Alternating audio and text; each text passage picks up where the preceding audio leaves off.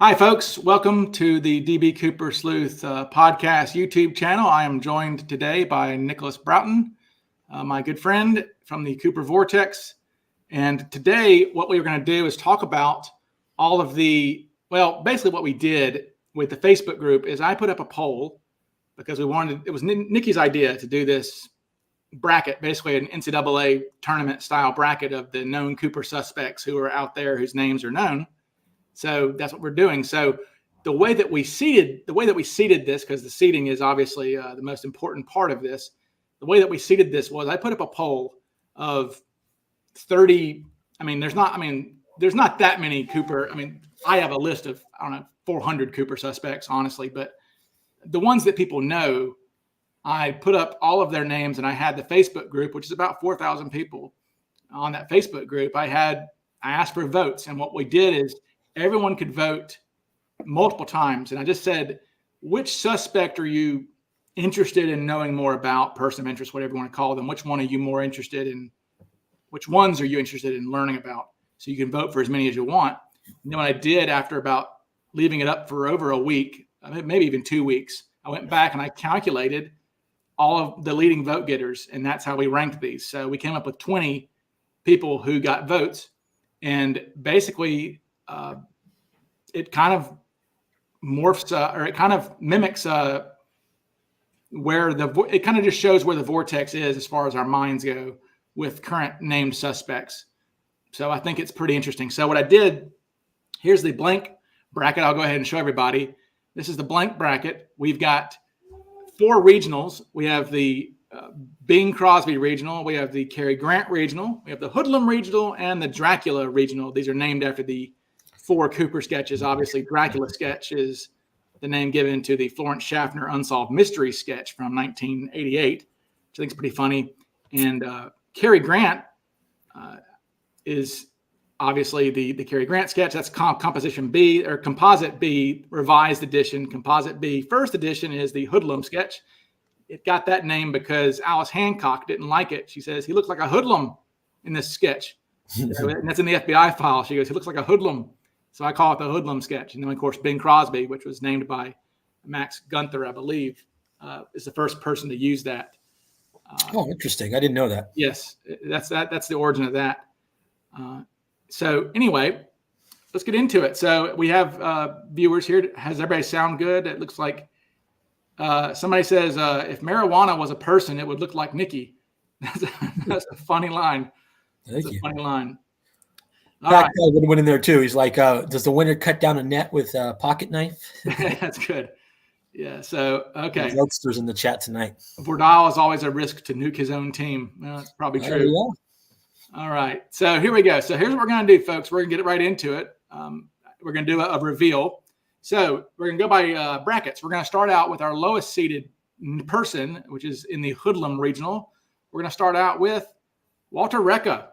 All right. So Recca. So he got the least amount of votes. This is obviously, we're doing this in the voting order. So Recca got the least amount of votes. And with a nose like that, I don't see how you could be DB Cooper with a nose like that. DB Cooper, it was listed as having a small nose.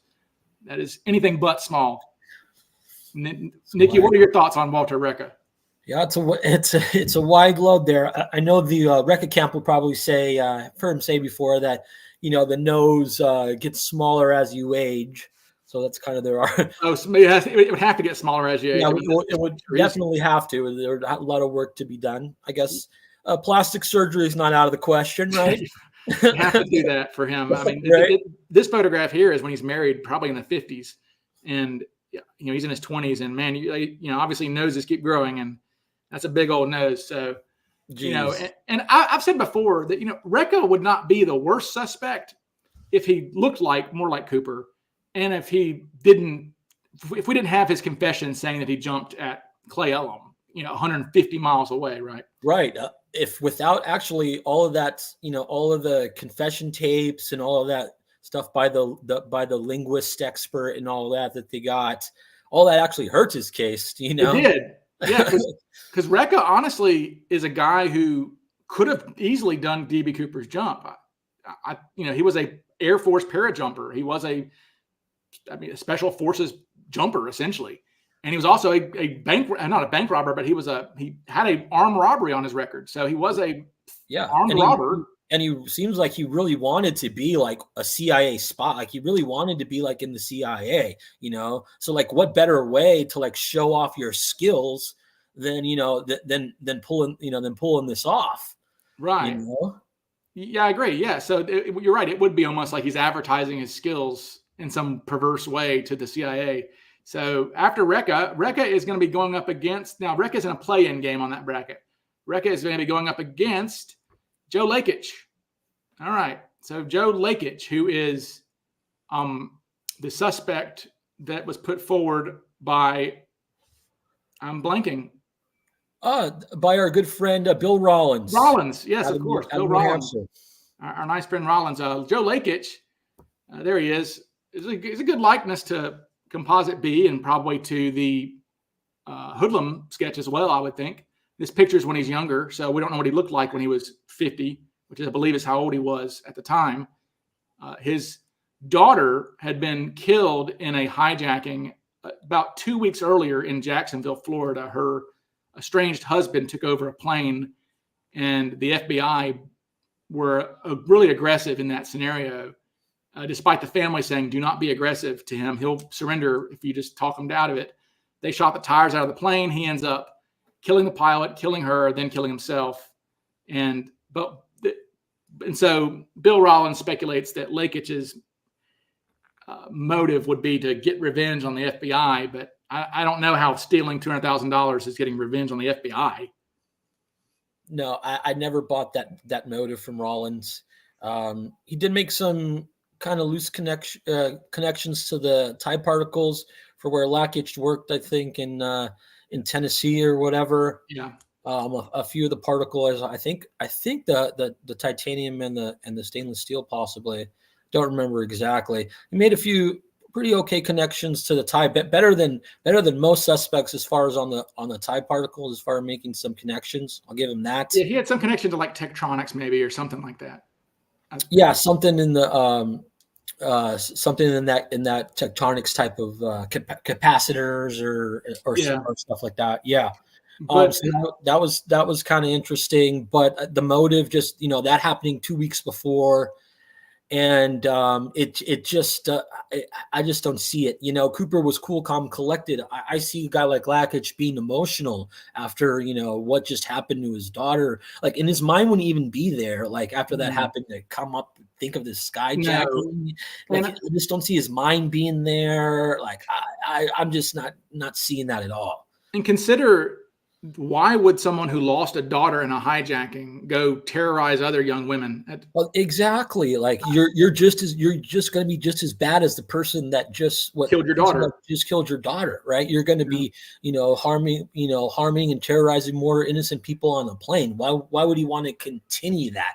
I don't see it. No, I don't see it at all either. And that's where I don't get Lakich at all. And also, there's no evidence that he had any aviation knowledge. He was in the infantry. Was not a jumper to our knowledge. Yep. He does have Rekka in the first round, so he might just be a default advance there. Yeah, I think that might be a default advance. So our next one in this bracket is Uncle LD. We have Uncle LD. Uncle LD, as we call him. It's Lindell Cooper, for those who don't know our nomenclature for these suspects, but that's Uncle LD, we call him. LD has some things going for him. Tina Mucklow, when she saw that photograph right there on the screen, said that he was the closest match to Cooper that she had ever seen. And that's not hyperbole. That is in the FBI files. We do have that legitimately from the FBI, saying that she thought that picture there is the closest she'd ever seen to Cooper. And, if you look at it, he's swarthy. He's got a smaller nose than someone like Rekka, certainly. His lip might have something going on there at the bottom. I don't think his lip is as big as Cooper's lower lip was supposedly to be. His chin's good. He has a narrow face, good chin. His hairline is about right. An LD is somebody who was damaged. We found out recently that he had spent time in 1970 and 71 in a VA hospital for mental illness. and had just gotten out of the VA hospital around the time of the hijacking. Yeah. And he had a brother who worked at Boeing. That's right. So there's that connection. Right. And according to Marla, his grandmother lied to the FBI about him. I guess out of fear of her son. She concealed the truth from them. So, the fact that the things that we've learned recently, that he was actually investigated by the FBI. Yeah, that was new to us. His grandmother lied to them. His mother lied, yeah. Or his mother lied, or Marla's grandmother, his mother lied to them, right? Yeah. She said that he wasn't. She said that she had not seen him since he got out of the VA hospital, which was not true. Marla said he was living at the house when he wasn't in the hospital or whatever. So right. And if he's at a mental hospital, well, it seems like there could be some mental instability there, which I think is something we both agree. Cooper had. He just didn't wake up, one day and decided to do this. So, we learn a little bit more about his personality. Seems like he's unstable. Yeah. Seems like the criminal type. So the personality we learn a little bit more on the personality of Uncle LD, and to kind of go with the stuff, Marla's original testimony, what Tina said as far as his likeness. Well, his wife had just killed herself a few months earlier too. So there's an event. There's a traumatic event, right before the skyjacking. So, kind of weighing on that, LD's kind of like if I were to pick like a dark horse in this thing, I think I would probably go with Uncle LD. No, he's not. I mean, as some people say, yes, LD has the best looking cheerleader, and in a close game, he might get the crowd into it. So I like that line there. Packer Jack says Uncle LD has the best cheerleader in the tournament. He sure does. Absolutely. Yeah. So let's see. We've got Uncle LD out of the way. Uncle LD will be facing. I'll be here all night, I'm sure. Yes. Uncle LD is going to be facing William J. Smith, our Gunther suspect. So obviously, Gunther has come under some fire lately in the vortex with some indications that perhaps Clara, the girlfriend wife of DB Cooper, was actually Barb Dayton. So that calls into question the validity completely of any connection to William J. Smith, which would be derived from the Max Gunther book, DB Cooper, What Really Happened. So any clues that you could find someone in that book would be completely irrelevant after that. LD beats the brakes off Smith. Yeah, and one thing I will say, we're just talking about the personality of, kind of learning more about the personality of Uncle LD, and kind of speaking with the daughter of William J. Smith, from what she speaks on him and his personality. He adopted her. He worked very, very hard at the railroad. They had limited means. The guy didn't spend, too much money, didn't really spend anything on himself, according to his daughter. The personality, he was very respected among his colleagues at the Lehigh Valley Rail Yard. They called him the Blue Leader. He was a man of integrity. I mean, everything I've seen, there's not, to adopt two kids, and then go out and risk your life, and possibly leave them. He was devoted to his kids and his family. Mm-hmm. And there's nothing in the personality that that I see that would, that I can see him doing this. What motive? Yeah, I know that his proponent, Dave, liked to say that he was mad at the airline industry, but I mean, you're going to risk leaving your family without a father and going to prison for life because you're mad at airlines? Yeah, and he didn't lose his job. I guess, there were layoffs and some of his coworkers left. Right. But you're going to do this just because you're mad that your coworkers got, because your coworkers got laid off. I mean, that's and look, I mean, in his defense, he had some aviation knowledge, but a lot of guys did who had served in World War II. He obviously certainly looks similar to the sketch. He's got the head, and I mean, it's obviously looks fine. He's a good likeness to the sketch, no doubt about it. His nose is a little big, I think, but I mean, this picture he's older, so it's hard to say what his nose would look like 20 years earlier. So, But the number one seed, or not the number one seed, but the top seed in this bracket is Gossett. You've got Wolfgang Gossett being rounding out as the top seed for the Hoodlum Regional. And Gossett obviously is a fan favorite, I would say. I do think a lot of people like Gossett still, even though there's some weird stuff about Gossett. What is your take on Gossett, Nicky? I see why people, gravitate towards Gossett. He does kind of have a good look to the composite B, kind of on just on instant kind of face there. And then, his past, his history, obviously, his Greg Gossett's podcast on the Cooper Vortex was pretty good, made a pretty compelling case for Gossett. The guy's history, very interesting, but he just seems like he was just a larger than life character. He was a degenerate gambler. Mm-hmm.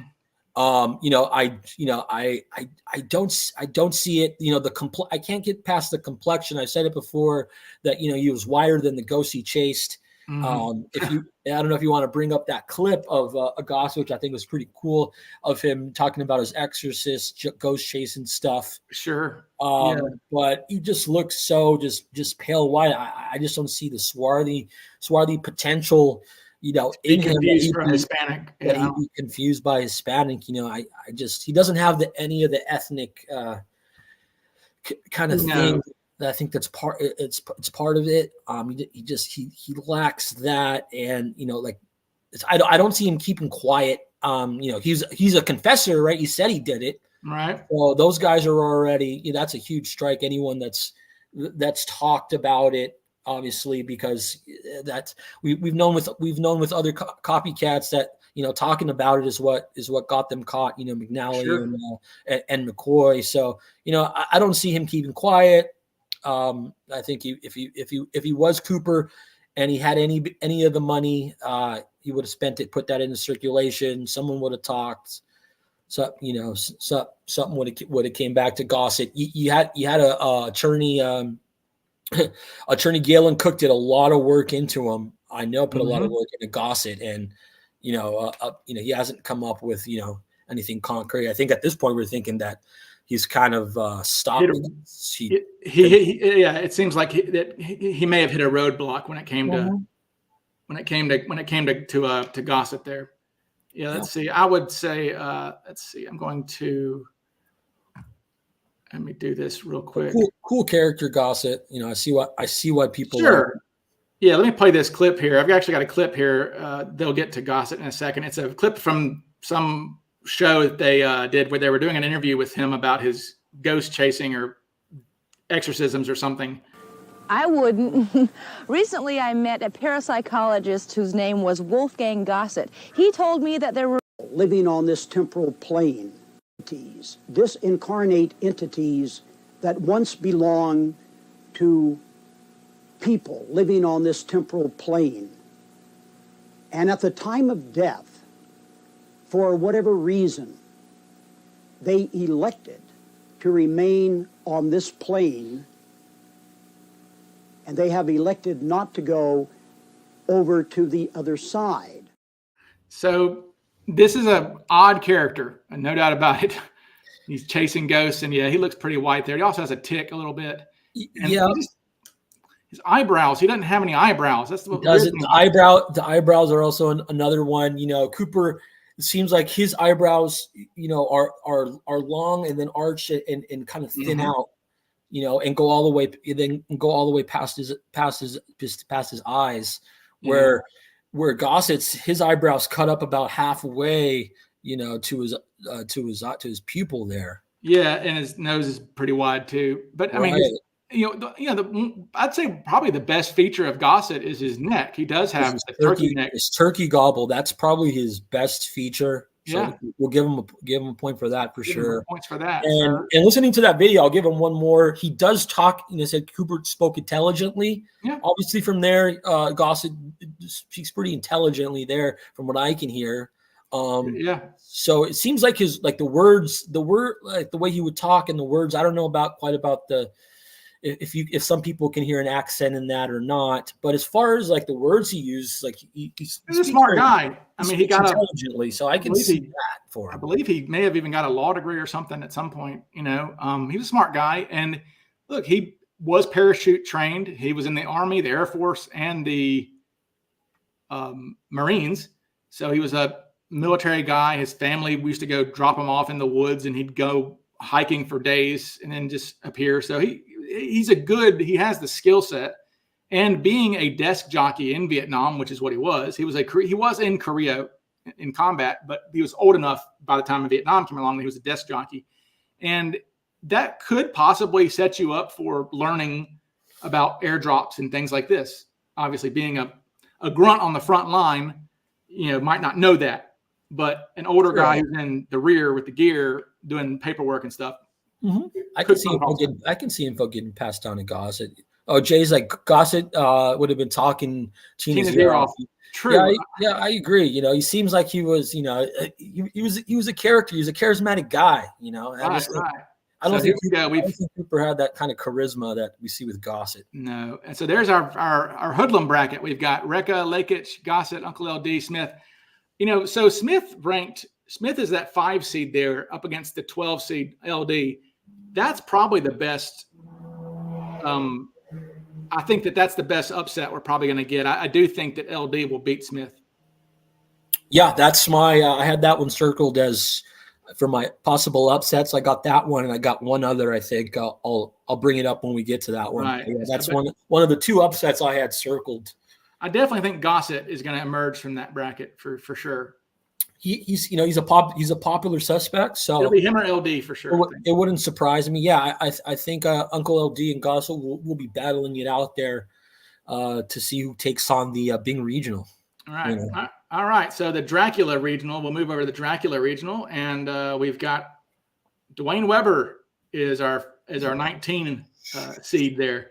There's our friend Dwayne there who.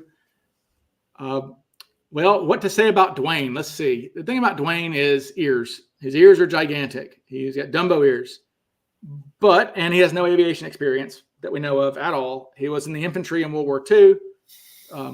There's no aviation ties. There's no way that how would he have known about the CIA dropping people over Laos and Cambodia? How would he know these things? But physically, if you remove the ears from Dwayne, he's a really, really good match. Actually, he is swarthy as it gets. If he did the old McCoy trick, I think they said McCoy would like tape his ears down or something because he was conscientious of them. I'm sure that's what Joe would say. I'm positive. If he did the old McCoy trick, from a physical standpoint, just looks wise, he's pretty good. He's got the swarth. His eyebrows are not quite thin at the end, but at least they're long. They're long enough. Not like Gossett's are like cut off halfway. No, he's fine. I don't see any real issue there with Dwayne, except for those ears. Those ears are just it's really hard to get past. He doesn't really have a protruding. Nothing. The lower lip looks like it's. Well, just his top lip is real skinny, but I don't see his bottom lip is kind of big at all, really. I would say that there's that one photograph, and I'll pull it up here if it'll load here. There is the one photograph of him. Oh, it's not gonna. Is it gonna load? No, it's not. Well, there is that one photograph where he does have. He's okay. So he's got. His look can look protrude. Yeah.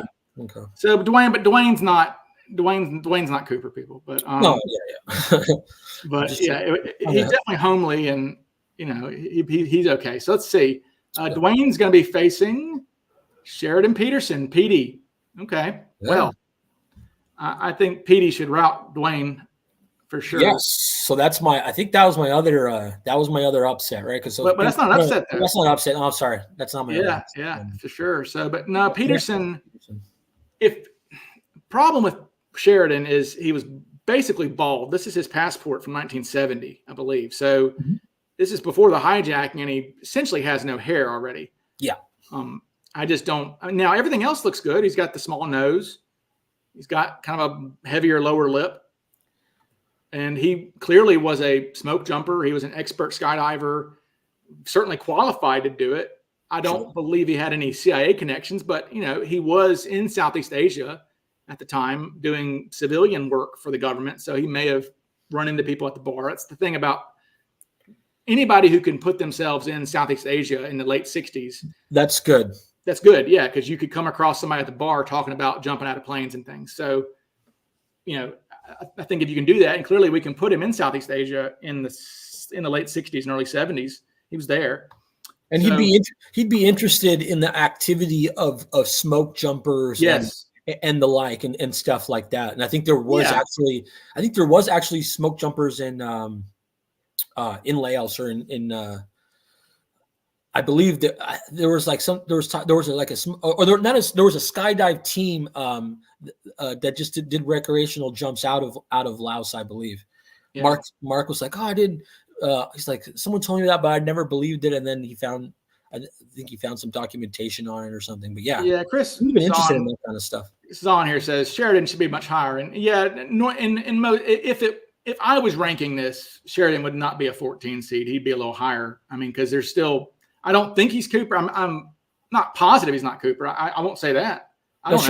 Sheridan had blue eyes, right? His eyes don't look too bright there in that. No, but he Mark Meltzer knew Sheridan, and Mark said he had very striking blue eyes. So it would be really hard to miss that. And again, there's no evidence at all. Look, the only time that Sheridan Peterson was ever arrested was like marching for civil rights in Mississippi in 1964. So he's not a villain, clearly. No, he kind of said it kind of cryptically in his thing. He's like, I'm a nice I'm a nice guy. He's like, I'm a nice guy, but he's being on, he's being honest about that. Yeah, he was being honest. I just don't see him doing. He's also a non-smoker. Yeah, that's another thing too. He was a non-smoker. The non-smoking, like the hair, obviously. If he's got striking blue eyes and he's got a swarthy complexion, that's Yeah, and look, obviously the government was interested in him. Clearly, I mean, he was a prime suspect, but yeah, I don't know.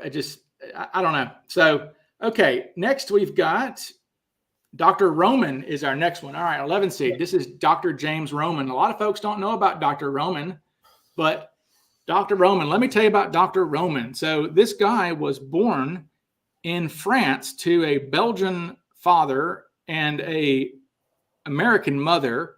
And when he was, I don't know, a teenager, maybe young teen, he moved to America around the time, probably to escape World War II.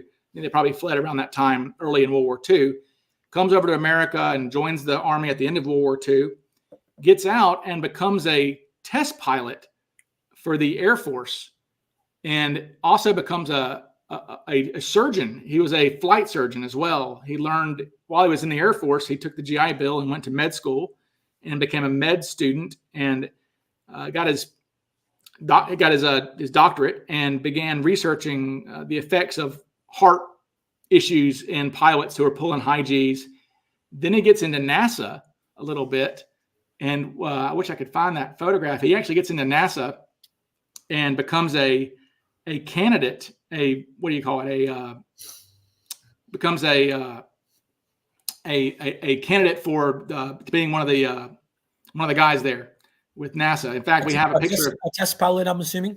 Well, to be an astronaut for NASA. He was trying he was trying to be an astronaut. Trying to be an astronaut, okay. Yeah, and so that's pretty interesting. Kind of the natural progression from test pilot, right? If they wanted. Yeah, because all those guys were test pilots, right? Yeah, you're right. Yeah. That's the right stuff, all that type of stuff. So he was one of those guys. And in fact, I wish I had that photograph. There's a photograph of Roman actually with all the other guys there that he was test pilots with. And I wish I could find that. I'm sorry to be doing that. Yeah. What's interesting on this photo though is like his hairline. It goes back like pretty. Well, he's got a military cut, and there he is again on the left there. Yeah.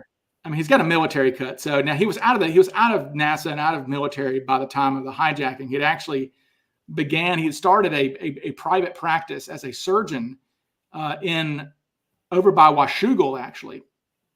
So that's where he was at the time of the hijacking, was in Washougal. Okay. And was a bit of a quack surgeon. They found out that he had he was doing a kidney surgery on a woman and ended up cutting off her left breast, of all things. Do not know how that went down, but it happened. Here's a picture of him in his astronaut gear there, Dr. Roman. But he's got small nose.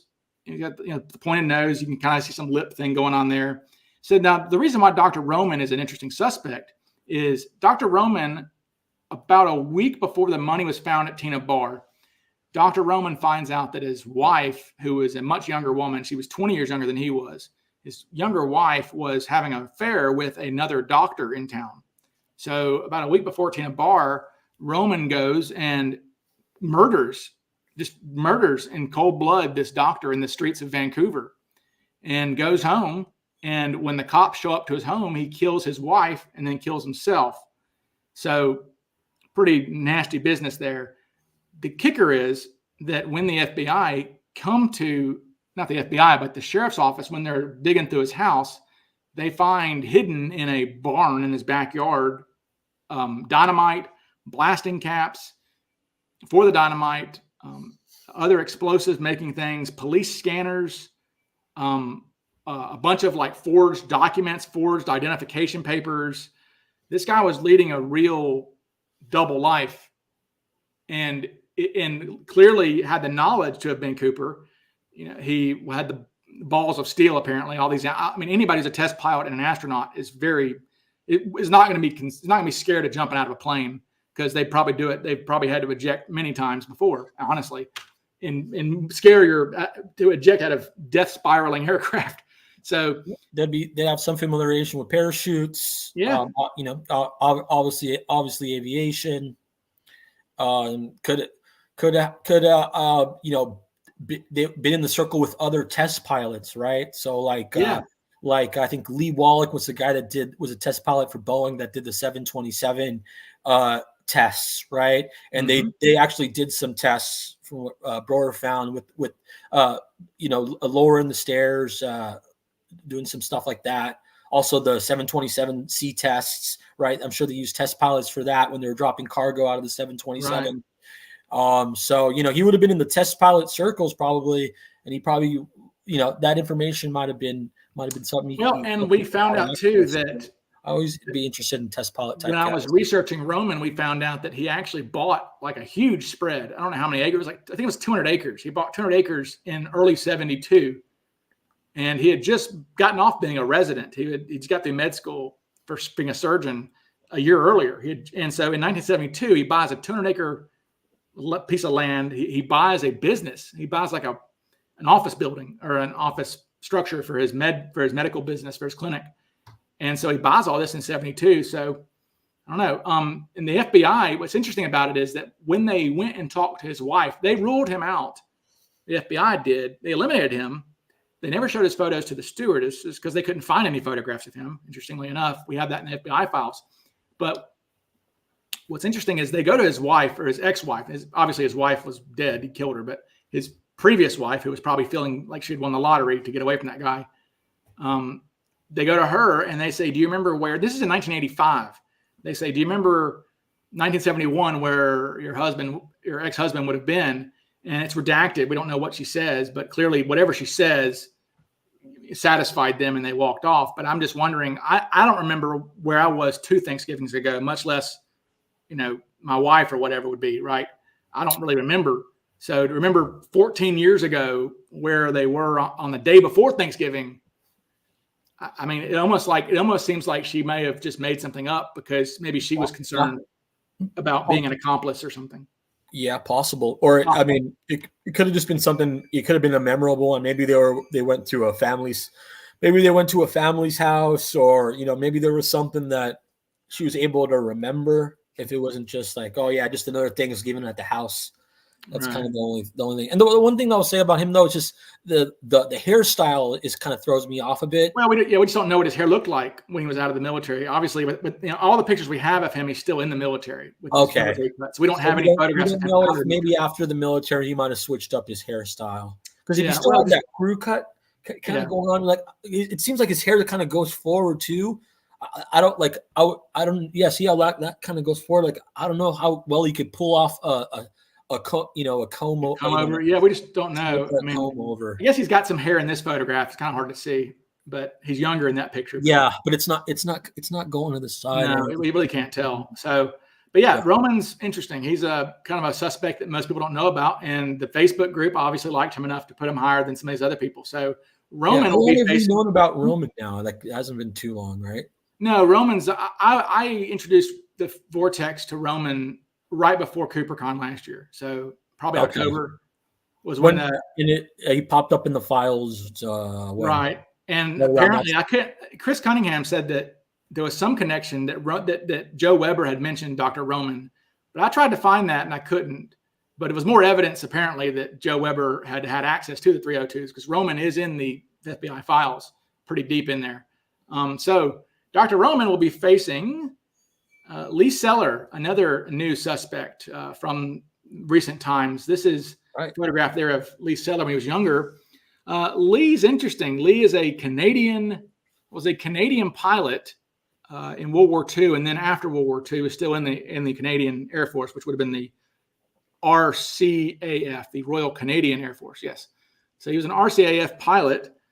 Then once he's no longer a pilot, just kind of becomes a loser in a bit of a way. He just can't ever find his occupation. He opens up a magazine, did door-to-door sales and all kinds of things. He had a print press, I think. Just did a bunch of random jobs, and his children said that he had these delusions of grandeur and wanted to be something more than he was terrible with money, apparently.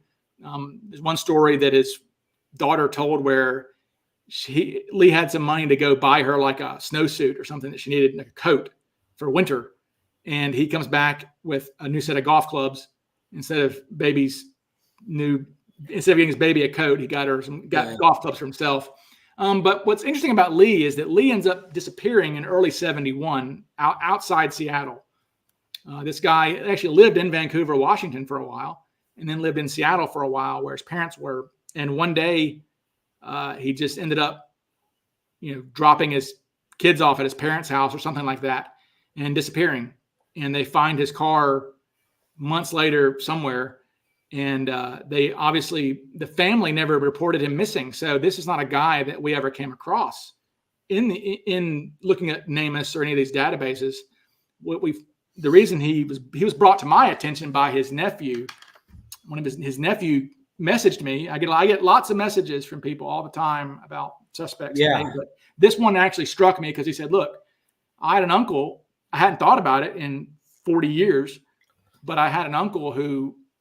He said he was watching the Netflix special, and when they got to the Dan Cooper part about the Canadian pilot, he said, "Well, my uncle was a Canadian pilot who went missing from Seattle in 71."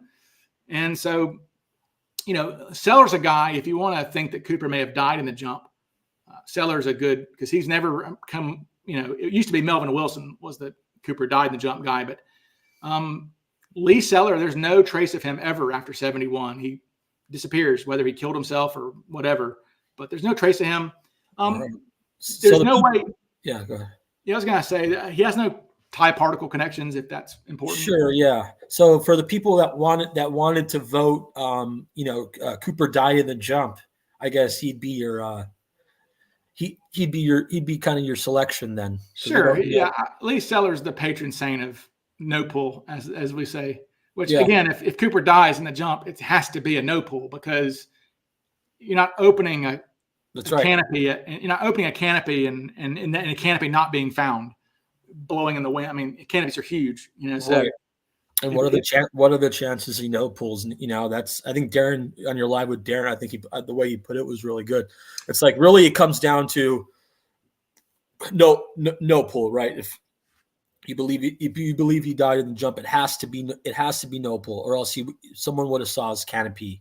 Yeah, he has to be a no pull to die in the jump, and then to not be found is another thing. Exactly. So you can put those together. The odds are pretty bad that nobody's ever found, and he's a no pull. So it's like, statistically, that's not. Yeah, he's got a no pull, and that's where I'm just like, damn. Right. So the top seed, our top seed in this bracket is Skip Hall. Okay, our newest addition to the Cooper world is Skip Hall, our AKA Lorenzo Pasillo. Skip low. Skip Hall. I think most people watching this know about Skip Hall because most people, I'm assuming, watching this watched my live with John Limbach, which is actually my most viewed video. John Limbach, when he debuted Skip Hall, I think 2 weeks ago, that video's got many thousands of views now. Skip Hall is interesting. No need to recount him really because we just did this a couple weeks ago, but good suspect. He was a guy who actually scores highest on my suspect matrix because he was a pilot. He was a parachutist. He was had balls of steel. He was a legitimate criminal, had no family to care about, was on the periphery of CIA stuff in the 60s. Yeah. Not quite sure some federal, we have federal prosecutors in the early 90s coming out and saying that he was a member of the CIA. So they say that. They probably shouldn't have said that, but they said that anyway. So we don't know. But and look, he's even wearing a clip-on tie in this great shot of him. And as I've said about Hall, what I like about Hall is that we have a suspect who almost always had facial hair. So if you're known as being someone who has facial hair all the time, then what better disguise than to shave your face and do the hijacking and then grow your facial hair back. So I think that's a good disguise, honestly, because no one's going to look at a scale. If you're known to have facial hair always, like Nicky, you always have a beard. Yeah. If I see a photograph of a hijacker, I'm never going to assume it's you, somebody who's clean shaven, right? I'm just never going. My brain won't connect the two things. So that's really it's actually a clever disguise with Hall, if it is Hall. So I do think that Hall's a good. I think that whether it's Hall or not, I think that's definitely something Cooper could have used to his advantage. Yeah, right? So we need to. He was clean shaven back then. Given his age, he probably was able to grow facial hair. So he was clean shaven. Then afterwards, he can grow a full beard, grow a goatee like we see there with Hall. You grow any kind of variety of that, and then that's gonna, that's gonna deter people from looking at you and be like, "Hey, you look like that Cooper sketch on the news," Yeah, I mean, I think it's interesting. That's really what you want. Like you just wanted so someone looks at you and they're not automatically like, "Oh, Cooper's going. Oh yeah, you look like the Cooper sketch, right?" Best way is on a beard or a goatee or something. You're not going to get that realization. No, he's a good. That's a really good. This is actually a pretty good bracket there. It's. I think that's solid. It's a solid bracket there with. You got a couple of new guys with some interesting stuff. Both with one with aviation background. It's really new wave. It's like I've said that one thing I really like lately is we seem to have like Suspects 2.0 lately. The Vortex for so long had a real core suspects, right? You had Gossett and the same old Gossett, Weber, Sheridan Peterson. Yeah. These types and Rackstraw, McCoy.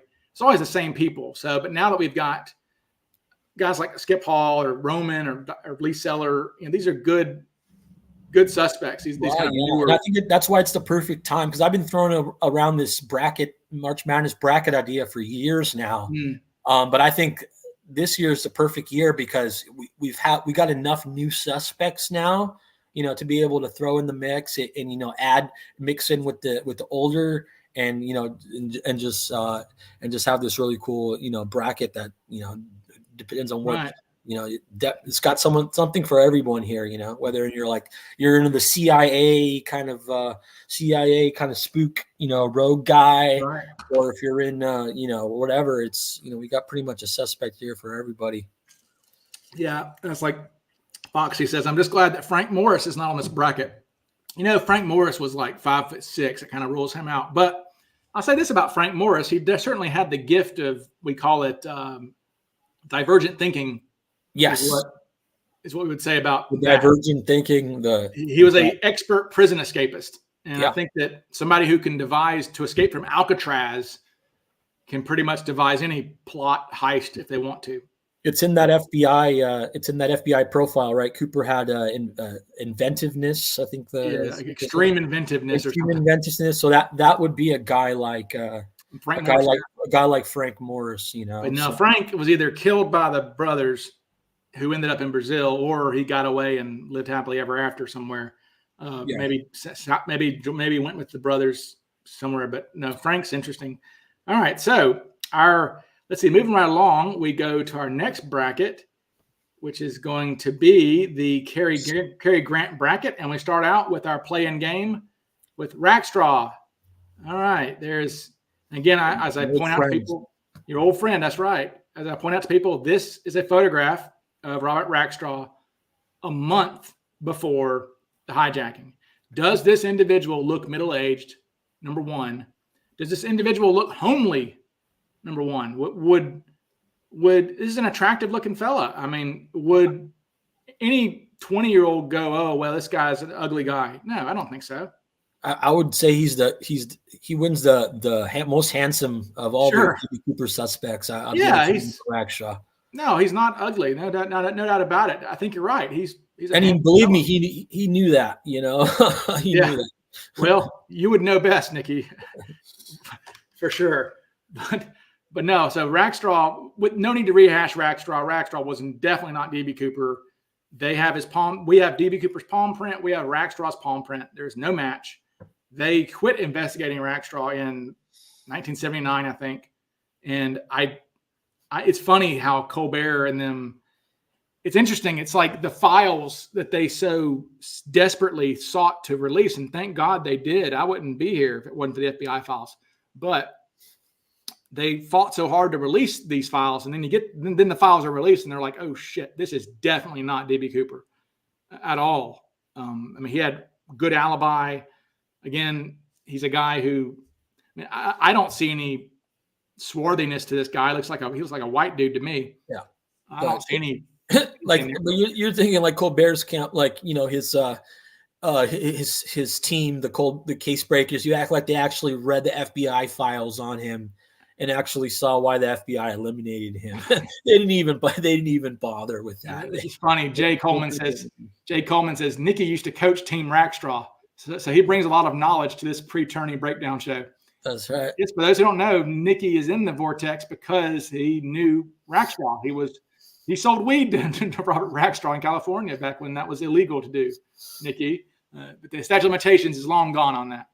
So, but no, so that he was a supplier to Rackstraw, and you were there. We'll take a little break here. Were you there when the Colbert team showed up and ambushed him? Is that right? Or no? I was there one time when they did multiple stakeouts. So I was there one time when they happened to be doing a stakeout.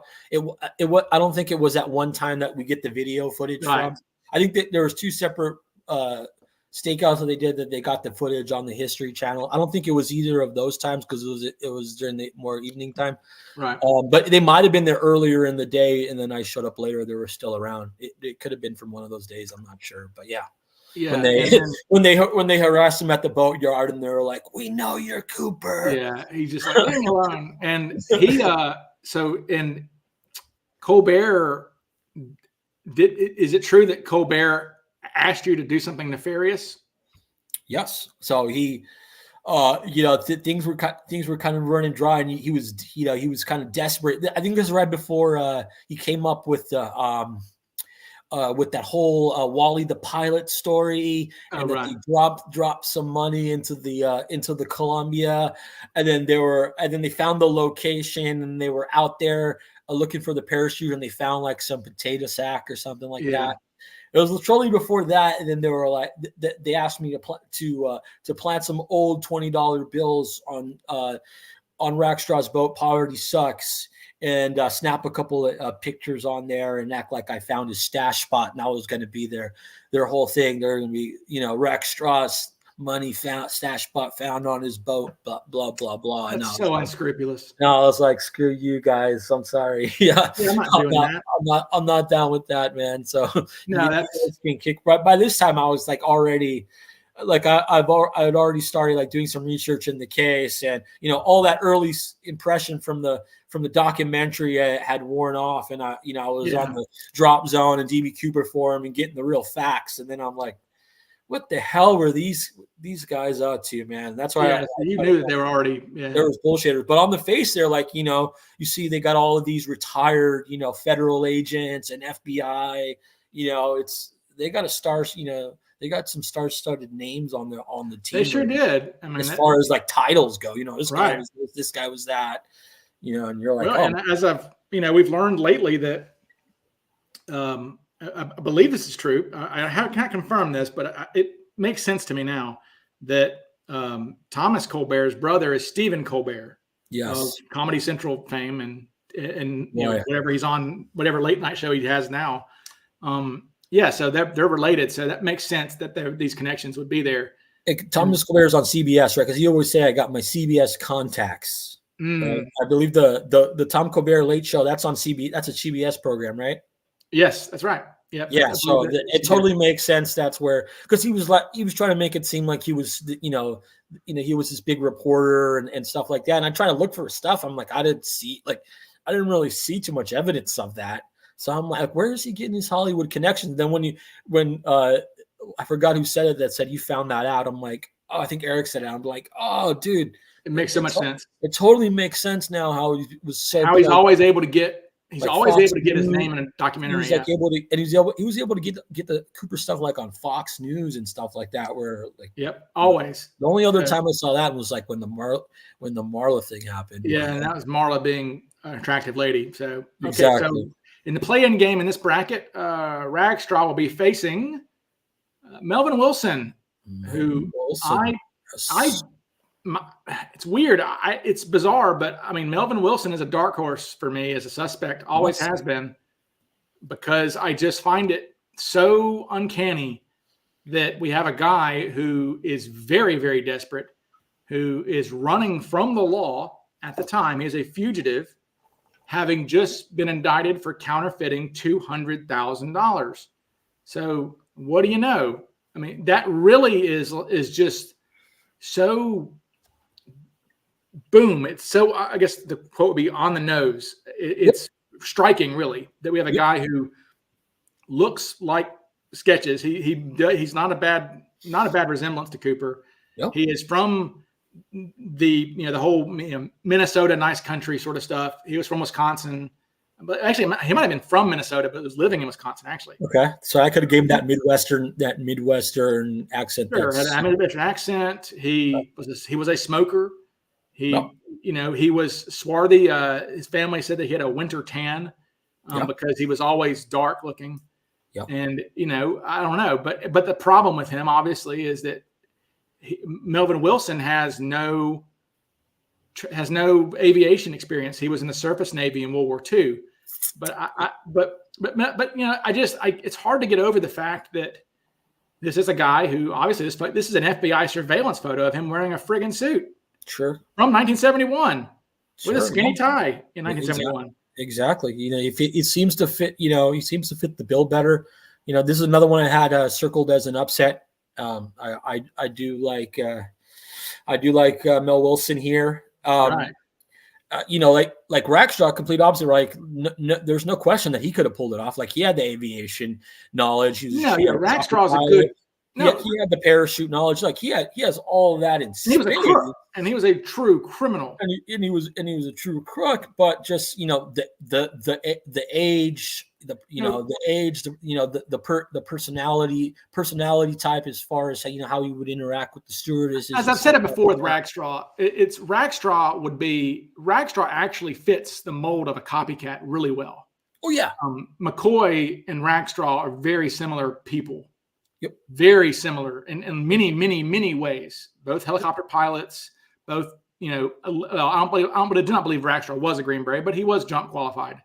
He did do some special forces stuff. Him and McCoy are very similar. Same thing with a guy like Rob Hetty or Richard LaPointe. These were guys who were Vietnam veterans who were fresh off the battlefield. So Rackstraw makes a really good copycat. Yep. But he's not Cooper. He's just too young. But Melvin Wilson was 43 at the time, the right age. He has a lot of fit, had younger daughters, so he'd have been nice to the stewardesses and all this sort of stuff. But and look, he turns up. Look, Melvin Wilson turns up in 1972 in January or February in British Columbia, of all places, so not far away. No, same area, claiming to be a furloughed airline pilot. So I don't know. so there's a reference to aviation there. Yeah, He seemed to keep a pretty low profile afterwards. Not too much, stories on him, afterwards. So, seems like he's good. No, guy that would have stayed under the radar for sure. Mm-hmm. Well, yeah, I also like Melvin Wilson as a dark horse here and as another upset special in the first round. For sure. So our next one we have 10 seed Vincent Peterson. This is Eric's suspect who got that high. He looked like a man. That's about it for Vincent Peterson. He looking like a man. He looked like a man. That's about it. Like a man. Well, I mean, where to begin? I hate to, Eric's a friend of ours, and it's just like I don't want to savage his suspect, but my God, I don't. There's literally nothing there. There's just nothing there. I mean, he parted his hair the wrong way, which I don't know why you would change your hair up. I just don't get that. It seems like a small thing. This guy was a good guy. Nothing, no indication of any antisocial behavior, like in the least. Nope. He also adopted his children as well. That's right. Yeah. So kind of like William J. Smith, family guy, just kind of a safe, kind of just vanilla, very safe, milking. He was very beloved, very beloved at work. When he retired, there's another thing. He didn't lose his job or Remco or anything like that. And when he retired, I think it's when they finally closed down that department. I think it was like the early 90s or something like that. Mm-hmm. And his department made him this cool, that Eric showed me, they made him this cool plaque made out of titanium that had all these different titanium phrases in there, cool. All carved in just as commemorative plaques. So, people really liked it. I mean, I can't picture anyone doing this for Verdal or anything like that, because he was just such a, he just seemed like an antisocial type of grunt, where this guy seemed like he was nice with two people at work. Everyone really seemed like they liked him. Yeah. Just a family man. I mean, Vince Peterson strikes me as the guy who had, Taco Tuesday and Meatloaf Wednesday, just very, very vanilla. Right. Extremely vanilla fella. Vanilla fella. Exactly. And there's no swarthiness there. He's pretty pale looking. It's bright blue eyes. Was missing half of his pinky finger. He's too tall, I think. I mean, 6'2", which is, again, I just don't. I mean, Tina was willing to go as low as 5'10". Yep. I don't see how you get 6'2" after. If somebody can be 6'2" and you think they're 5'10", I don't get that. But he's too tall. There's nothing there. I mean, okay. He's got to trek all the way out from Pittsburgh. Yeah, there was a snowstorm that day. He's got to trek out. There was a snowstorm. He's got to trek out all the way to the Pacific Northwest.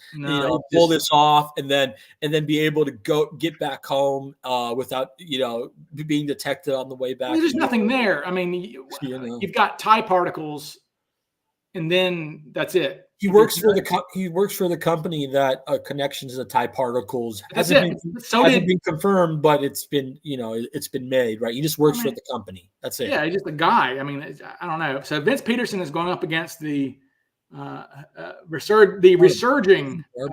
They had a late. This suspect had a late resurgence in the second half of the season this year. This is Barb Dayton. Yeah, who is in the Cooper news lately. So Vince Peterson going up against Barb Dayton. I assume that Barb will win this match easily. So I don't know what to say about Barb other than what hurts Barb is the drop zone. That's the main issue with Barb Dayton, is that the drop zone is just woefully wrong. Barb Dayton's drop zone is in Woodburn, Oregon, which is well south of Portland. But Barb certainly was going through a lot of mental duress at the time. There's no doubt about that. And Barb has a thin little head, a thin little face, small little nose, like Cooper would, like Cooper's described. if this person in this photograph had black slicky hair, it wouldn't be terrible for Cooper. But I just think Barb was pretty light complected. Yeah. And I just don't. I mean, look, and Barb was clearly a someone who was not afraid of death. Barb would do suicidal stunts in her plane. Yeah. And so, I just think there was a lot of mental anguish going on there with Barb. So Barb's not the worst. Barb's certainly going to beat Peterson there for sure. Now, the top seed in this regional is quite a big dog here. This would be Ted Braden. So strap in, folks. Some will say, why isn't he a number 1 seed? Right. Well, that's right. But this is all done by voting on the Facebook group. In case you missed the earlier part, all this bracketing, the seeding was done by 2 weeks of voting on the Facebook group to see which suspects people liked, who are they interested in. Braden certainly is a realistic suspect. This whole thing, a lot of it's a parlor game. We're kind of almost making light of this suspect stuff, but Braden is someone who really could have been Cooper. Right? There's no doubt about it. Easily, actually. So Braden's Braden's flaw is he's just small, but I don't know. Maybe he made himself look taller. We don't, maybe so. That's his only real flaw. And we don't know how tall. We don't know how tall Cooper was. He might have been, 5'10", even. And Braden's 5'8". Maybe wear some shoes. You're looking like 5'10". Wear black, and black makes you look taller for sure, as we've discussed. Skinny black tie. If you Google it, they say if one way to make yourself look taller is to wear a skinny tie. Right. So, the silhouette, right? You would have that long trench coat as well. No, Braden is Braden's solid. I mean, nobody's coming out of that bracket except for Braden. I'm quite certain on that. No, Ted's good. I mean, we've said a lot about Ted, but I mean, Ted's got the dark complexion. Yeah, Ted's really good. So yeah, I pity Braden's opponents for sure. And Jamie Beats says he's going on record. Vince Peterson upsets Braden to reach the Final Four. Oh, wow. Yeah, well, obviously Jamie Beats is joking, very, very obviously. But no, Ted's a good one. Ted just needs to be a little taller, and he'd be hard to beat. He'd be really hard to beat, honestly, if he was just a little bit taller. I will say this. What I like about Ted, and what I also like about Hall, is one thing you got to explain. At least in my opinion, is a knowledge of the 727 aft stairs, and that they could lower in flight, that you could safely exit from that aircraft, and the configurations, the flight and how you would fly, how you would fly the plane for aerial delivery, right? All of that's very important, because it's not like Cooper just knew, okay, yeah, there's a stairs back here and I can jump out, right? He knew how you'd have to fly the plane so you can jump out and not kill yourself, a la, almost Martin McNally, having him go 300 miles an hour and trying to jump out of that thing. So here's the thing that I like both of them, because they were actually CIA CIA spooks. They were actually CIA operatives, right? And both of those guys, their information would be protected, right? As you struggle with Braden to find much information, certain parts of his life. Kind of the same way with Hall. With Hall, the same. We see the same things, right? And any of these other guys that were involved with Southern Air Transport, with Air America, either the pilots, the kickers, they're all on. All their information is public. They're on rosters online. When the FBI looked into the drop tests and layouts or into Kiel, Thailand, with the 727, they got the list. They got Rucker who headed the operation, and they got the list of all of the kickers and everyone involved with it. And they even asked him, hey, was there anybody else outside of the operation that you think that would fit the bill for this? And I think Rucker could only come up with one guy. His name was Lou Banta. So all those guys were known, and we've been able, their names can be accessed, and they've been researched, they've been looked at, and none of these guys have seemed to fit the bill from the CIA, Air America, or Southern Air Transport. Not that we found yet. None that we found yet, but their info is out there, and believe me, this isn't a new thing. Cooper with CIA and Air America ties. This was something that was said that that night. So the fact that we haven't been able to find someone kind of more outside kind of tells me that he probably wasn't one of those dudes. If he was connected to the CIA, he had to have been an actual operative, is my opinion. Yeah, that makes sense. And you know, Drew Basin in the chat brings up a good point about Ted.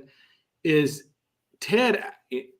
I think he's right. Yeah, of all the suspects we've ever had in the Vortex, more people who knew the guy personally say he was probably Cooper than anybody else, right? So, you know, I mean, lots of people who knew the guy personally were like, "Oh yeah, he probably was Cooper." Right, and they had all the MacVisog guys had other badasses to pick from. Yeah, and they picked Braden. None of them picked anybody else. So I think that's pretty clear, and you know, I agree with Drew there. Like I said, if he was, I would be if Ted Braden was 5'11", this would be game over.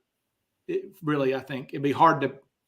I mean, even tie particles aside, Verdal, things like that, it's hard to get over how good he is. Perfect, you know. So, all right. So next we have our final bracket, and this is the Bing Crosby bracket. And now just point out that these brackets were not.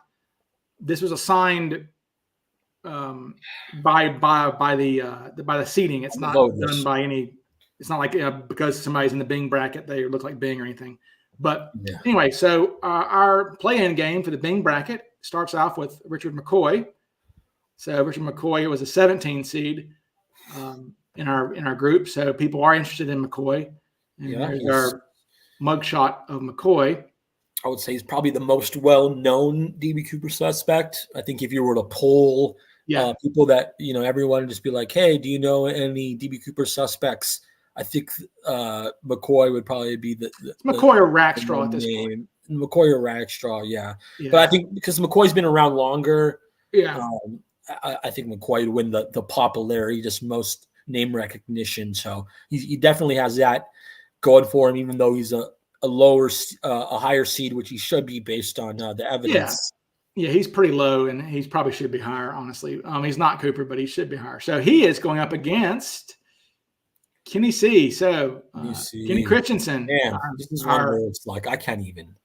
Neither of these guys should freaking. No, Kenny is our diminutive flight attendant with no heavy lower lip at all, by the way, and he was also bald, and he was also known as I've said it a million times, and I'll say it again for people who are new to the thing.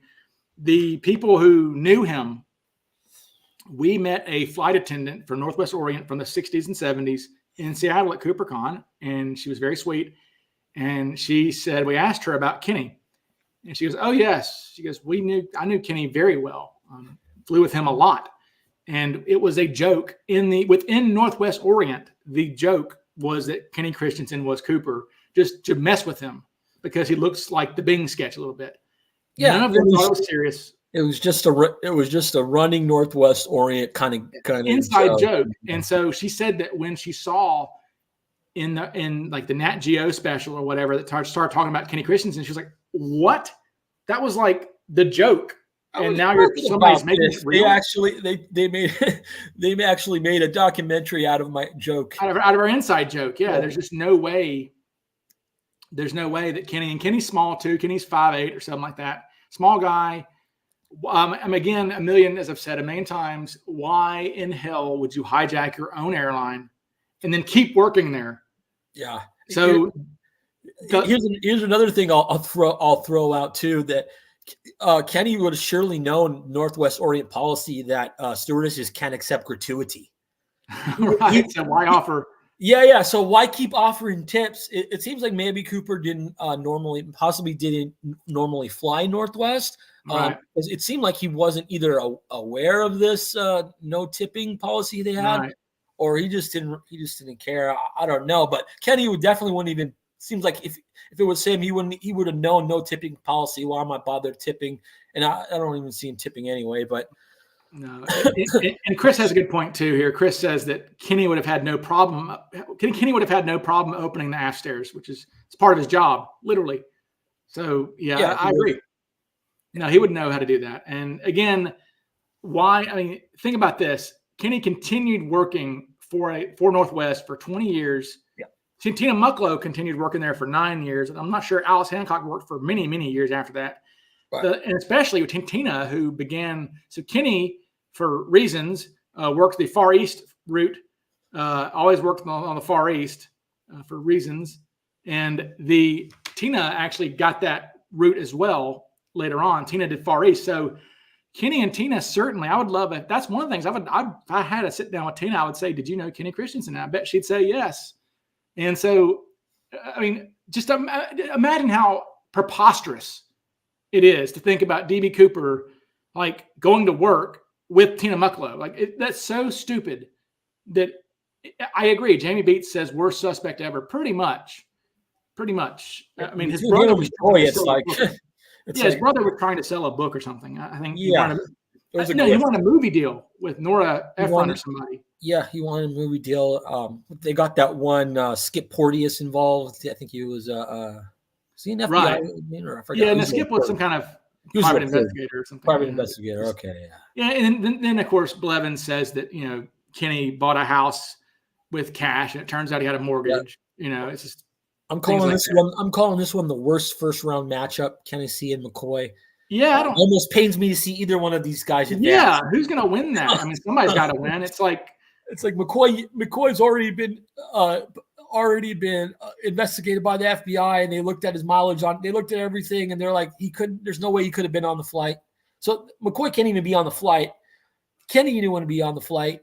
I mean, this is the ass kicking contest with two guys who are double amputees, right? Yeah, two guys with no legs in an ass kicking contest. That one's pain. I don't. Yeah, who's going to win that? Who do you think?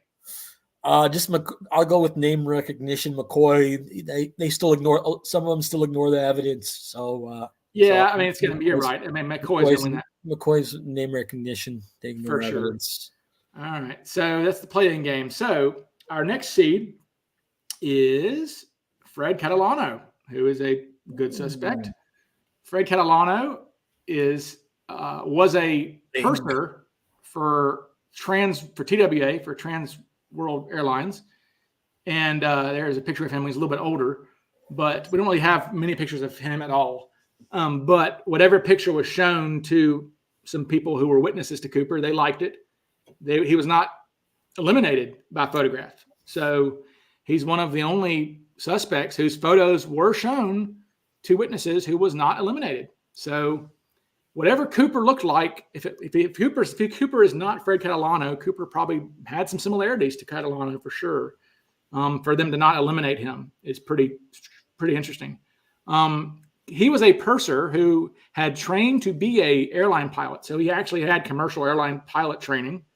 So he would have known flaps and things like this. His own airline turned him in. How disliked are you when your own airline is the one? Because the FBI sent flyers out to the airline companies, and they said, look, do you have any employees who were just jerks or whatever? And Transworld was like, oh yeah, we got a big jerk. His name's Fred, and he's one of our pursers. And there he is. So he would have known how to fly a 727. He would have known a lot of things about airlines and how to get in and out of airports, probably, things like that. He was living in Oregon at the time.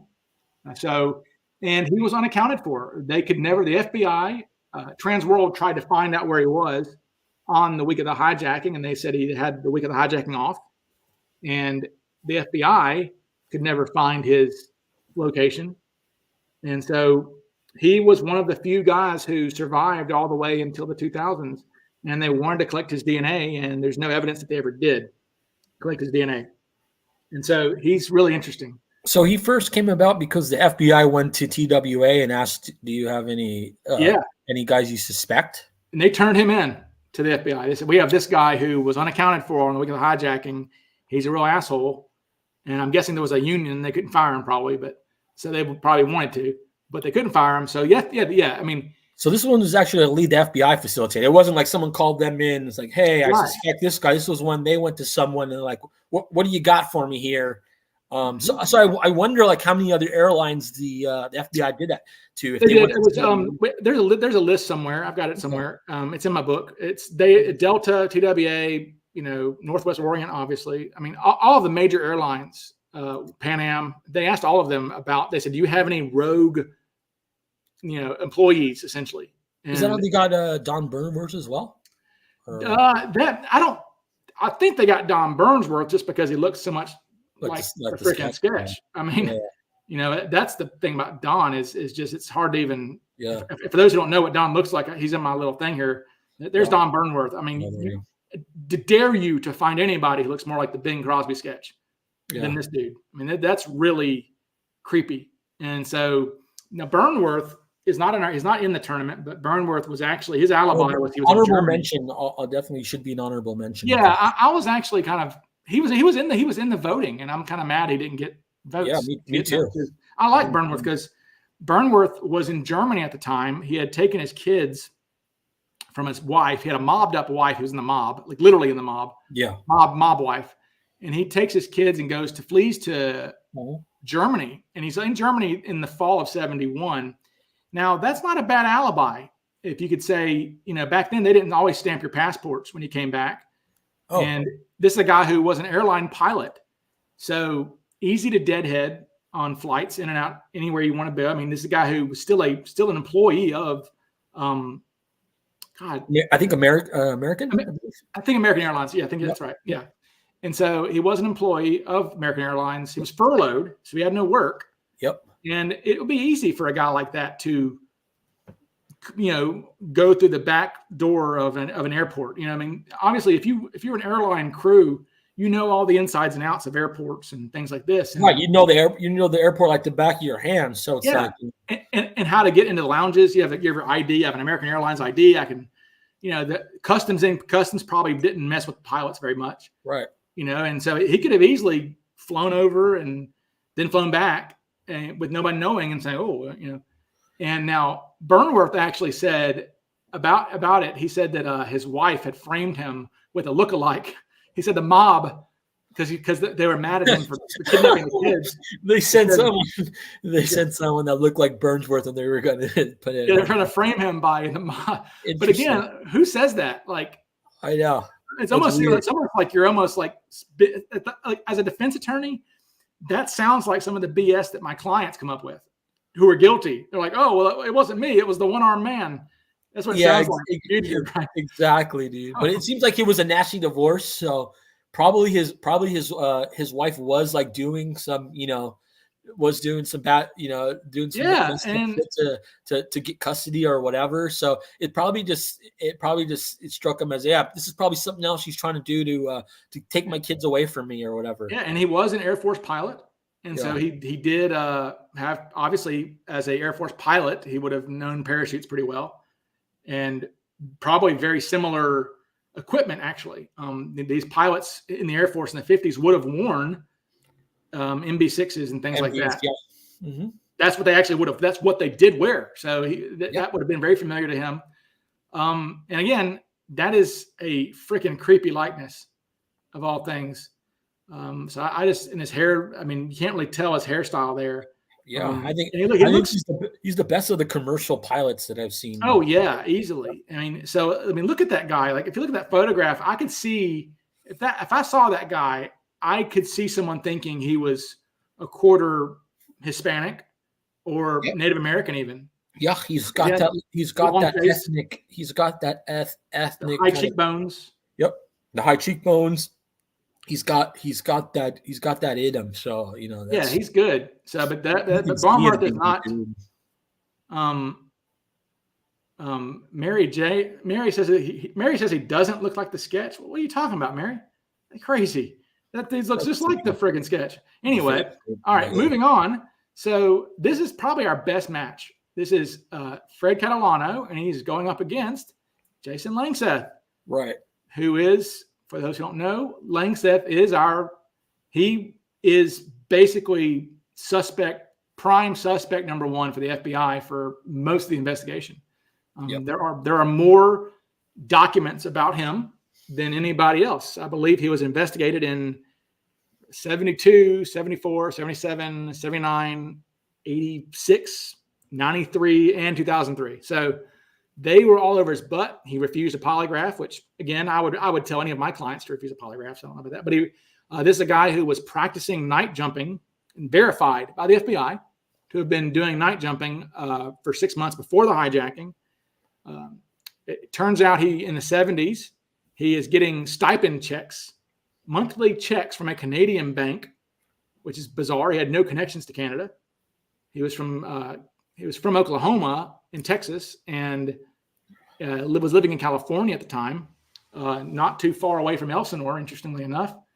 And he was 30. He's a little young. He was 37 or 38 at the time. Right. But I had him eliminated because because I knew that in the FBI files we have them getting a photograph of Langseth from Langseth's wife or his ex-wife, and they have a photograph. So the presumption is that we're going to show this photograph to the stewardesses, right? So my assumption is, look, anybody whose photograph was shown to the stewardesses probably is not Cooper, right? But they're actually. I could never find the document. You almost always in the FBI files, you will find the documents that say photo shown to the stewardesses and they don't like him because of this. Like McCoy, they said that we have the document that says he was not, the stewardesses say he's not McCoy. Right. We don't like him and why. We don't like him and why. Yeah. His nose is too big. His hair is too thin, yada, yada. But so I assumed that Langseth was like that. But it turns out I wasn't just missing where they showed it. They never did show it. Because we know this because we have the handwritten files from Ralph Hope, who was a case agent in the early 2000s, late 90s, where he went through every suspect and he put a marker. He had a long list of suspects, 1,000 of them, and he went by all of them and put a mark by their name for why they were eliminated. And sometimes it's multiple reasons. Sometimes you'll see he'll put a P for photograph and he'll put a P for and he'll put something for alibi. Like the guy had a solid alibi. He was at work that day or whatever, right? You see like PA. Yeah. So now with Langseth, though, he does not do that. There's no photograph. And so so Langseth was an open file. And look, here's the thing about Langseth. When the FBI in 72, they go to Langseth and they say, hey, man, where were you on the day of the hijacking? He goes, well, I was doing my he was selling industrial chemicals, which is interesting. He's an industrial chemical salesman. And he says, I was doing sales work in Colorado Springs. And they say, can you verify that? He goes, oh, yeah, I've got a logbook of my visits for sales. I'll give it to you tomorrow or whatever. And he gives this thing over to them and then vanishes. And this logbook that Jason Langseth gave them was full of fictitious names and addresses. He made it all up. So he basically, this is the only person in FBI files who lied about where he was on the day of the hijacking. That is bizarre behavior. Why would you do that? Strange. And so then they caught him. Then apparently when they talked to him in 79, they say, where were you on the day of the hijack? And he goes, I was with my brother in New Mexico or Arizona. One of those two. I was visiting my brother or something. Right. So he makes up, he has another. Change the story. He changes his story. So this guy changes his story. He lies about where he was. Getting stipend, he'd been practicing night jumps. He was a criminal too. He was an actual criminal. I don't know. I mean, Langseth's a really good suspect. Jamie's asking, why are we just now learning about Jason Langseth? So Langseth, we had known somewhat about him for a while, but he was known as the Shelton lead. In the Vortex for several years, we had the Egg Harbor suspect who was Catalano. Turns out, so we got both of them going up against each other, which is kind of it's kind of cool. We got the two unnamed anonymous. Both of these guys were like the two ones in the FBI files. We didn't seem like there was a lot of investigation done by the FBI. We didn't know their names. And now we've got them going head to head. And Marty was the one that first was really interested in these guys out of everyone, and so I'll give him this credit. Yeah. There. He did a blog spot on both of these guys at the Egg Harbor. What's interesting is that once I was going through the FBI files, I came across several suspects out of LA who were all interesting. I was like, oh, this guy's got Canadian money coming in. This guy lied to them about where he was. This guy did this. And I assume because it's 72, 74, 77, 79, 80, you know, I assume it's different people. But shit, it's the same dude. I was like, oh my God. Because I started like on the redactions, you can like put the names, you can put the letters of the names to try to figure out the space of the redaction to see what the name, how big the name is. And all of these files were the freaking Jason Langseth. It was like, oh my, Jason T. Langseth, Jason Thomas. Were you able to figure out how many separate people tipped him, turned him into the FBI, gave him a tip to the FBI? Like at least 3 or 4, right? Oh, for sure. Different people over different times. That's what I'm saying. Different. And that's kind of the problem I have with them is like, you know, I think Cooper, you know, kept a low profile, you know, after the event. He wasn't anyone that was getting on anybody's radar. Yeah, that's a good point. You know, so the fact that people kept suspecting this guy, like obviously he wasn't operating, you know, very discreetly. It seems like if all these people knew this guy was a crook, and we're like, this guy's a crook, you know, they oh yeah, he's doing night jumps, and you know, they're like, oh, it's got to be this guy. He's a crook if I've ever known one, right? I think he was like scamming old retirees out of their money, all retirees out of their pensions. Yeah. You know, this guy was a real scummy, and he wasn't. And it seemed like everything he was doing, like he wasn't being. It was out there. You know, people were catching on that this guy was a con. You know, this guy was known as a con. Is kind of a problem. He also voluntarily gave his DNA. In 2003. So in 2003, the FBI show up at his house unannounced, and they say, "Hey, we want your DNA." I'm guessing, I'm assuming they told him why, but maybe they didn't. Yeah. So it's like, why finally relent after all these years, right? You came up with this bullshit story the first time, coming up with this log book, and you were working as a chemical salesman on sales jobs, right? You concocted that whole thing, and then you say you're with your brother. You know, you're coming up with all this stuff. Now all of a sudden, in you know, all these years later, I'm kind of thinking that he was doing something illegal that night, the same night of the skyjacking, and he's trying to cover up for that. Yeah. And by 2000, whatever, enough times passed, that's no longer a concern of his. And he's like, yeah, here, you can have my DNA now. Or, I mean, it's possible that maybe, I mean, he's an old man by this point. Maybe he secretly wants to be caught. I don't know. I mean, that's one argument you could say, is that, or he just didn't think he left anything on the plane that would have had DNA, right? I mean, you know, his brain. Didn't he refuse a DNA test before that? Or no, that was the first time they asked. The only time he was asked, he was cool giving it up. Okay. Yeah, and he even offered to give them blood. Even he was like, "You want blood too?" And they said, "No, this will be enough." They did a mouth swab, and of course, you know, he is eliminated through the Right. DNA. But again, any elimination from the early 2000s, I don't think any of those guys are Cooper per se. I mean, Langseth obviously is the best candidate for actually being Cooper among those people from the early 2000s. But any elimination from those from the original tie DNA, I don't buy that, because I don't think any of those DNA profiles are Cooper that they got. It's definitely very suspect. But if you wanted to be Cooper, I mean, if he's old now and wanted to get the glory, you know, you think let's say that the FBI wasn't able to, you know, since the FBI wasn't able to test and come back and say, yeah, it's you, Jason, you know, well, what about afterwards? You think you know, Cooper didn't keep the ticket. You think if someone was Cooper, I think if they wanted credit right before they were going to die, they knew they were going to croak. I think that person would have still been able to prove they were Cooper in some way. They would have been able to give details. They would have been able to get the ticket, you know, the ticket stub. Yeah. You know, they would have been able to provide something. I would definitely, you know, tend to agree with that.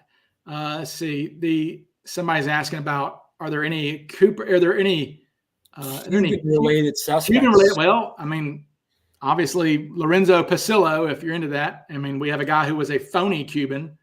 Right. A Cuban, you know, a Cuban lookalike. A Cuban lookalike who was from Kansas. So we have a guy who's Midwestern Hall, who pretended to be a Cuban. So Well, we actually don't have any really Latin. I think Hanneman's pretty much it. South America. Yeah.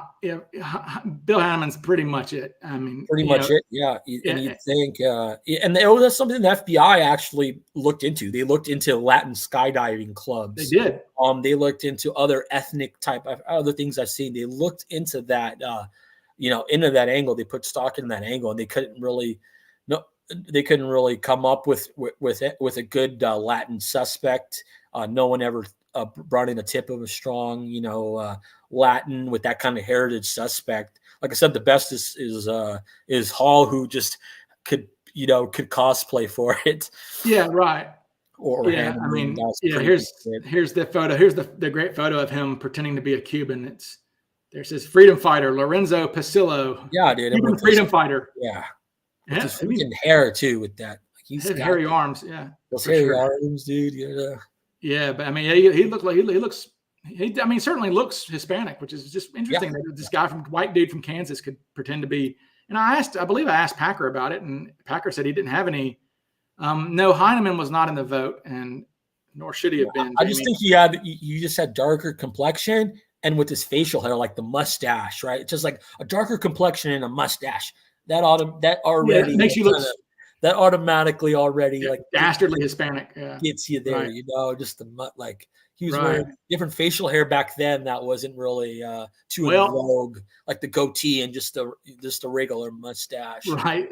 And so our number one seed in the whole tournament, obviously, I think people have probably figured it out. The highest vote getter is Milton Verdal.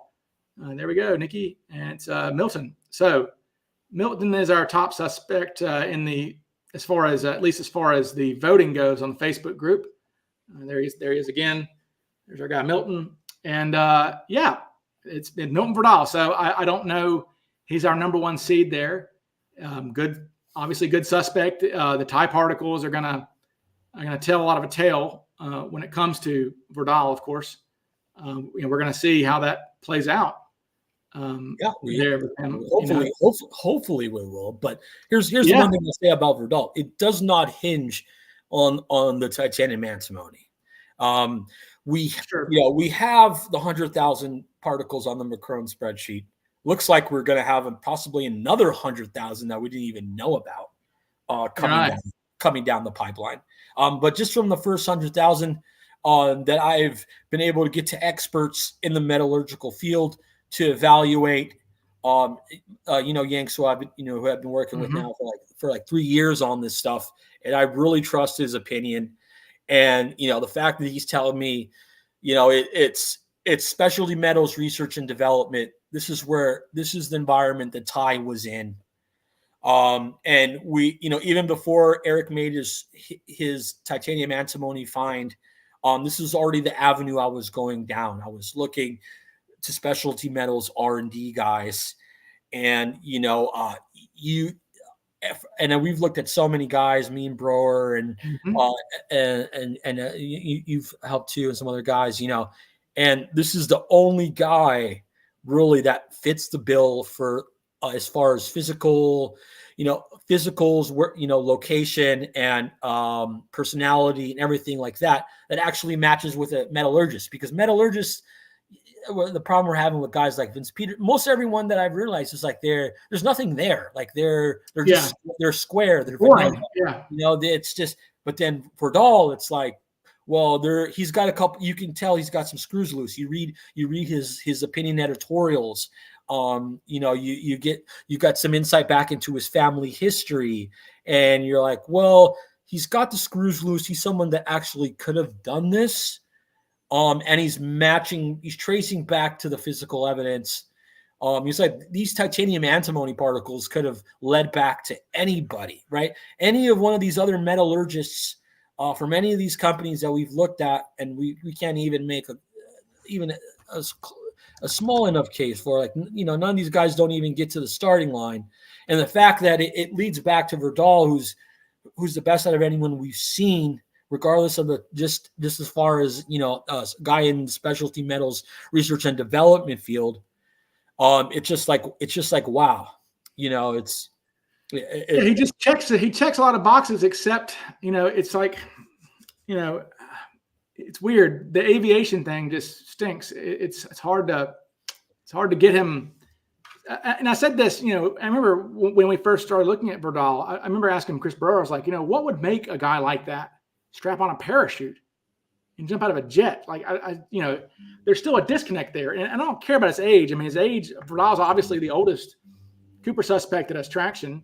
Right. But again, we heard his granddaughter say that the one time she met him, he would look so young to her that she thought she couldn't believe that she thought her own mother and him were the same age, and it's a father and daughter, And so he's obviously a guy who was very physically fit. He was into physical fitness, jogged a lot in the 60s when men didn't do that. So he was into his fitness. Interesting guy. His company fired everybody. Right. So he's one of the few suspects that we can say actually lost their job. How many suspects can you say actually lost their job 3 months prior to Norjack? Right. That's a very short list. So you have a financial thing there, losing his job. As far as the aviation, it's like, you got a point for, I'm sure Lawrence Hall has a point for aviation on the suspect matrix, but he was just a private pilot. Right. I mean, Verdal, we can place Verdal at Boeing, which is a crucial place for information, for knowledge, for all of that stuff. We can place him there in 67, 68. He's got aviation papers, right? He's got 93% of the skin on the SR-71 Blackbird. Right. REM Crew's connection with Boeing, Timet's connection, in the aviation industry. Obviously Verdal made contact lenses, and he wasn't an optometrist. He was an ophthalmologist. He had no background in vision or anything like that, but yet he was able to make contact lenses. So the same thing can apply here. The whole Cooper going in MacGyver mode totally fits Verdal. That's totally fits Verdal. Anyone that wasn't comfortable, I think, would have demanded that, made sure they got that knapsack, as you said. So it was someone that was comfortable with their MacGyvering skills. Mm-hmm. So that's totally up Verdal's alley. Verdal's a fisherman, would have been, great with the knots, the shroud line. You would have known that shroud line was freaking stronger than all hell. Might have been better than freaking having a knapsack. Who knows? It's debatable, but obviously never had. We don't know of any parachuting experience for Verdal, but he could have easily done a couple of jumps. We just don't know. I mean, it's hard to find records. Yeah, and back then it was very loosey goosey. I know from talking to people at Elsinore back then, they didn't really check IDs. You could just give your name, whatever, and go ahead and jump. So it wasn't too strict as far as that go. We know Verdal traveled. He had a passport. Mm-hmm. He went overseas to Europe, I believe to Denmark. Might have stopped in Norway, where he was from. There were drop zones out there as well. Could have easily done a jump or two out there on vacation. Would even been better. No one's going to know you out there. Just just out of curiosity, curious fun. So, Verdal, I wouldn't put anything past him. So, do you think that now that we have the full bracket here, we're looking at it here, do you think that it goes chalk as far as the final four goes? I mean, do you think that the final four is going to end up being Verdal, Gossett, and then Braden and Hall? I definitely Verdal. As far as who's Verdal out of the Bing, I don't see anyone getting past him there. As far as who's coming out of Hoodlum, again, I have Uncle LD's my dark horse there. So if I could see him possibly upsetting Gossett. So I'm not so sure about chalk there. I think Uncle LD could disrupt some things. Besides that, definitely got Verdal slotted in. As far as Hoodlum regional, I think there could be a little bit of some drama there with LD and Gossett. Drama there, LD and Gossett. That's going to be an interesting vote. I think that can go either way. So possibly chalk, possibly a chance for a spoiler there in Uncle LD. Mm-hmm. And Dracula looks like Yeah, Dracula is actually my favorite bracket there. I mean, I like, we have four guys who, you got four guys who could have been, who could have been Cooper, I think. If certain circumstances, I don't think Peterson is Cooper, and I'm not sure if Lee Sellers Cooper, but I don't know about Dr. Roman. I mean, I really don't know. I mean, he could have been Cooper. I mean, this guy was a real creep, and he was in the area, and he's got brave and new things. Hall obviously is a legitimate suspect in my mind. So you've got at least, I would say that it's pretty that the Dracula's pretty deep because you get like four guys there that you can't really eliminate. Like could possibly be Cooper. You can't eliminate them. The skill set for all those guys is good. Yeah. Except for probably Weber. Yeah, the skill set on the Dracula is strong, and you can't really eliminate any of them, except possibly Weber. But even him, he's not as bad as like a Rekka, Kenny, even a McCoy. Even a Rackstraw. He's still a little bit better than those guys. So. As far as like depth of the field, the Dracula's, it's pretty interesting. Yeah, and let's see. Somebody's asking about the. Where is my? Where is my? I think he's talking about your suspect matrix. Yeah, there's somebody's asking about my suspect matrix. Let me pull that up. And that might be cool to release. Maybe I'll do that so like people have can use that as a tool if they want to use that for their voting a little bit. Okay, so the top four. Somebody asked about the top four of my matrix. It's Hall, Braden, then Orville Lyons, who I've not.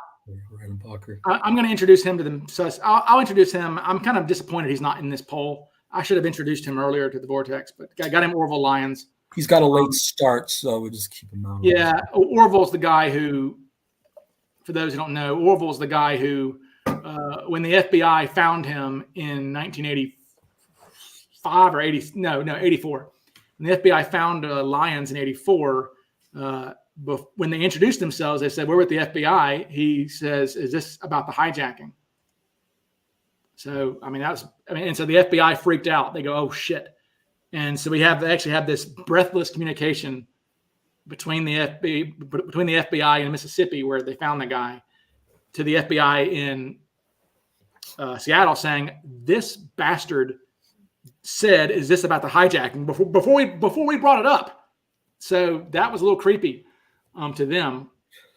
And Lyons was a real loser, a real drifter, had never had a family. That was the guy that gave the FBI the line, "Oh, it must be about DB Cooper." Just about the hijacking. And he was like, "Oh, well," then he goes, "Oh, he says, I wish I could have been Cooper." And he even mentioned something about losing the money. He was like, "Oh, he probably lost the money when he jumped out." It's like, who's saying that in 1984? I guess the Tina Bar money, he's talking too much for someone that was actually Cooper. Yeah, he'd probably just have his mouth shut. He wouldn't be saying, "Oh yeah, I think he lost his money." Like he wouldn't be offering up that stuff. No, and I wish I could find a picture. Maybe I've got one somewhere of Orville to show everybody.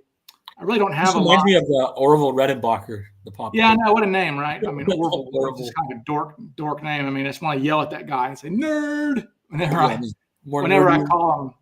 Most nerdiest name of all the suspects, I think. He beats Milton. Orville. Yeah. So, what do you think about the? Obviously, I think that Braden is our. Braden seems to be the obvious choice for the Cary Grant bracket, wouldn't you say? Yes. Put it back up again, real quick, if you can. I missed the bracket. I took the bracket down. There we go. Yeah, I think Braden has the easiest path, probably. I would say to the Final Four. Braden's got the easiest path. Yeah, I don't see much competition there at all, really. Yeah, he's got the easiest bracket. Verdal. Yeah, we got Peterson. Verdal's got Catalano and Langsath. There's neither of those caliber suspects, I think, in the Carrie regional. I see his stiffest competition. It's probably Mel Wilson and Dark Horse. Yeah, Barb's got the recent, but she's coming in hot into the tournament. But yeah, I think Braden's got the easiest path to the Final Four. He's got the easiest bracket in the Carrie regional. Yeah, for sure. No doubt. Yeah, let me pull up here. Let me pull up this photograph of, in case anybody in the chat, I mean, nobody's chatting anymore, but in case anybody's wondering what the Lions guy looked like, who actually scored third in my matrix on my list there. We don't really have any photographs of him. I've FOIA'd the photographs that they took of him. The FBI did take photographs of him when he's older, but this is him when he's in college, I think, or high school. Yeah, that's all I've got. I mean, so his head shape looks the right size. I mean, his head shape looks good. Yeah, his eyebrows go long enough, and they do the curve. They curve at the end. I like his eyebrow shape. Nose is cool. Face shape's cool. Yeah. Hair seems fine. Mm-hmm. Got darker hair. Yeah, it'd be really good if we could get a. Yeah, he was on a smoke jumping team in Arizona in the 60s, I think, and was actually in Seattle. It was actually in Seattle in 71 and vanished and left Seattle right after the hijacking, actually, and they couldn't find him for a while, which is interesting. And then the FBI noted that he had a limp. When they interviewed him in '84, they asked him, they said, why are you limping? And he said, back in, he said, yeah, in the fall of 71, he fell out of a tree, he said. Fell out of a tree. What's he doing in a tree? At 40 years old? 40 years old. What is he doing? He's chasing his grand, like he doesn't, he's too young. He's not old enough to have grandchildren yet. If he was 40, his kids, he wouldn't have little kids he'd be chasing up in the tree. Yeah. So, I mean, again, this guy, his cat, he's trying to rescue his cat or something. Yeah. I mean, this guy, he's a smoke jumper in Seattle in 71, leaves Seattle 71, is walking around with a limp in the 80s. And they say, where'd you get this? He goes, in fall of 71, I fell out of a tree. And I mean, and what's interesting, the smoke jumpers, they were used by the CIA, Southern Transport, Air America. Absolutely. I know Chris just recently found something for not on a 727, but like an earlier aircraft, and they were dropping smoke jumpers is what they used over I think it was Tibet.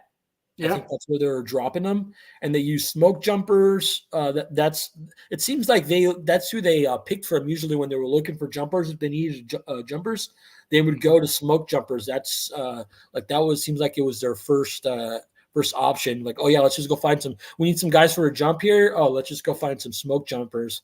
Mm-hmm. And like Lou Banta was smoke jumper, and I know he was on the he jumped for CIA Southern Air Transport. Yeah. Lou Bant is good.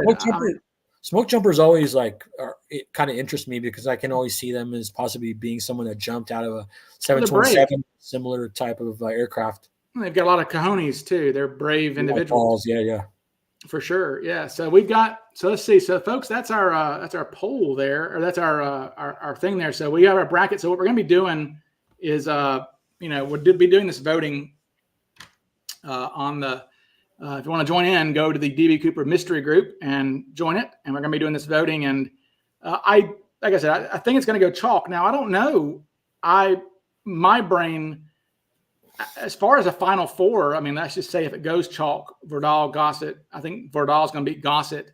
Braden Hall, that's actually going to be a good matchup, actually. I think that Braden has that huge silver bullet, really, about his height, And I think that, as much as I love Ted, Hall might get the nod there just because of his physical attributes, and he looks Hispanic too. So I don't know, but I mean, but then again, Ted was a true badass. I don't know. Hall had some death wishes at some point in his life, but I don't know how much of a true badass he was. Right. I don't think I don't think we can compare that in that aspect, but it's also like, well, was Cooper, was Cooper really a badass? Is that a negative, or is that actually like being a true badass like Braden? Is that a positive, or someone a little bit that we know, had balls, but maybe not as, not as same level as badassery with Hall. Well, that's always the trick when it comes to this son of a bitch Cooper, is he's so variable. Like, there's evidence he's a wuffo. There's evidence he's a skydiver. There's evidence he's meek. There's evidence he's brave. Yes. There's evidence that there's evidence that it was well planned, but then he doesn't plan some things. Right. It makes no sense. Like, exactly. That's where I'm just like, man, trying to pin something down for sure. Like he was a pilot, or he was this, or he was that. It's like it's pretty damn near impossible, because you're going to have whatever you conclusion you arrive on, you're going to have conflicting information to it, and that's why I gravitated towards the tie and in that aspect. Is like, look, I don't have to guess, speculate on what Cooper was. These are the particles. I have experts are looking at it, and they're telling me this is where Cooper came from. This is what the evidence is actually telling me, and where Cooper came from. And I can say, okay, I don't got to speculate on this. So that's the only thing that it seems like we can get us to where Cooper came from without any speculation, and it'll be, there won't be any, this or that. I know it's still a work in progress, but I'm hoping that the tie will solidify where Cooper came from, and we won't have to play this kind of, speculation, guessing. Well, was he a pilot? Was he a CIA operative? Was he this? Was he that? Because right. I mean, it's like name your own adventure, pick your own kind of thing. You can slot wherever you want right now. That's where I kind of, I'm like, the tie is the only thing possibly that can really tell us for certainty. Because everything else is like, it's like, yeah, okay, you might have been a pilot. Really. You might have been a pilot. We've looked at pilots. You might have been a CIA dude. We've looked at CIA dudes. The best we got is, Ted Braden and Hall. Like, we're not. I doubt we're going to find another CIA spook that's going to come out of this that's going to be better than that guy. I doubt we're going to find a metallurgist guy that's going to be better than Milton Verdal. No, I doubt we're going to find like a sleazy criminal dude that's going to be better than Langseth, or whoever want to pick that kind of fits that kind of subset. Like this is my airline insider. You've got airline insiders. You've got Catalano and Burnworth. There's all these different. So I'll transition real quick before I let everybody go for the night.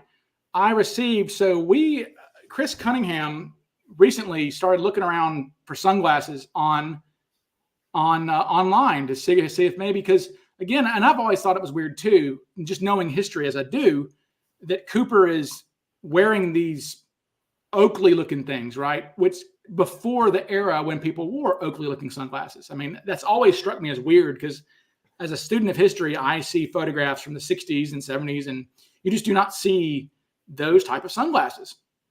So, Cunningham, and I've done it before. I never did a deep dive in it, but Cunningham did a deep dive looking for vintage sunglasses from the 60s. And really, the only Oakley-ish type of sunglasses at all in the time period. Mainly sunglasses were three categories back then. People wore aviators, men. They either were aviators, they wore like the blues man sunglasses, like Blues Brothers, those glasses, or they wore like Italian designer sunglasses like Don Draper or somebody would wear, right? But they didn't wear like Oakley looking things. Yeah, wraparounds. Wraparounds, yeah. So it was really strange. It seemed like back then it was worn more for sport, more for outdoors, for fishing. And so we found this company called Solarama. Cunningham did, and these are the sunglasses there that I'll pull this up there. So there's them on the right. These are the only like wraparounds we could find from the 60s, and if you look at them, they're pretty close to Cooper's sunglasses. Now, what's interesting to me is Cunningham bought a pair, I bought a pair, and then Packer bought like the last pair in the world probably. There were 3 pairs online, and what's interesting is so Cooper's lenses were actually described as honey brown by Bill Mitchell, and another passenger said they were brown tinted as well. It was Alice said they were brown tinted.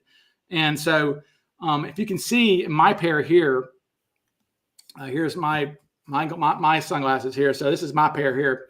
You know, I can see very well. I can see just fine. Like there's no, I mean, I can see perfectly well, because I've always wondered, you know, Cooper needed to have lighter colored lenses to be able to see inside the plane with sunglasses on. I mean, how could he see cutting shroud lines and all this other stuff he was doing, right? How could he see? I can see perfectly well. And if you look, let me see if I can put it up to the camera here. These lenses, honey brown tint. Yep. Honey brown lenses. Yep. I think people can see those. Yeah. You can see it's got the brown there, that brown tint, honey brown too. Brown tint. So, I mean, these may be, like I said, it's not like when people say, oh, you're never going to find the suit that Cooper was wearing, you're never going to find the sunglasses. Well, I mean, he didn't make these sunglasses. He bought them from somewhere. You know, so they were sold. Yeah. And you don't know until you look into investigate. Once you look into investigate, you're like, okay, we're like, these sunglasses weren't really the norm around that time, right? So the fact that they weren't mass produced, there wasn't a lot of them around. They seem a little bit more niche still. Very niche. The fact that you found ones and they have the honey brown tint, it's like those things weren't growing on trees. It's like it's either those ones or maybe one other brand possibility, like where, you know, it's not like there was 4 or 5 manufacturers out there making these things. And right. I know today there's like so many cheap sunglasses. Oh, sure. Yeah, you get the knockoffs, but not so many different. But back in 1971, like you said, there was really only 3 main styles. This style was still, you know, not really. It was in its infancy for sure. It was in its infancy, right? Yeah. And there are wraparounds too. I mean, if you look from my side profile, I mean, you can see there, you know, you can see for sure. If I go to, let me see if I can just do myself real quick here. Okay. Yeah, you can see. Nose looks smaller. Interesting. Yeah. You can see my side profile there. I mean, I can't see myself, but I assume that it's covering up the side of my eye, right? Yeah, I mean, there's a little bit of gap in there where you can kind of see a little bit, but there's no way you can make out anything about your eyes from there, you know. Right. And like I said, I can see perfectly fine. Yeah, with these sunglasses. I can see perfectly fine with these sunglasses. So, yeah, somebody says Ray-Ban Bellarama for around 68. I didn't see any of those, but anyway, these actually, it's interesting too that I believe. We determined that this brand here, Solaramas, made these for sporting and for like factory workers. Isn't that what it was? Like factory tours or something like that? Right. So it had like a few different utilitarian purposes. Like women that worked in a factory, or if you wanted to tour a factory, they could work as safety. They could work as safety lenses. They can work as, you know, shooting lenses that were good against protecting against UV. So boating, fishermen. As you can see, they seem like they stay on your eyes. They stay on your face. Oh, they great. Yeah, I don't think these would come off. Even in if in a skydive, they might stay on. But if you had that band thing, like a similar brand that Kareem Abdul-Jabbar, and you got that little band back there, you put a little band on it. And you could totally use those as jump goggles. And before we got on, I was telling you about on the DB Cooper film when they did the stunt. I actually spoke to the pilot that did it, and you can see on some of the stunt footage the panel skirts on the 727. When it arrived at Reno, there was part of it that was gone. And it was the same thing that happened on the stunt. They were saying that the panels, the fiberglass skirts on the panels were breaking off, and they were like flying around. And it actually hit a jumper that was on the stairs, I believe, one time. It made contact with them. So imagine, Cooper, you're on the stairs. If that stuff comes flying at you in your face, well, you got these things, boom, reflect, bounces right off. The wind in your face when you're jumping. I mean, you got goggles right there. So yeah. I'm kind of like, oh, could Cooper have doubled as these as goggles? I mean, it seemed like he kept them on asked for the lights to be put down in the cabin, and he went in MacGyver mode. He kept them on.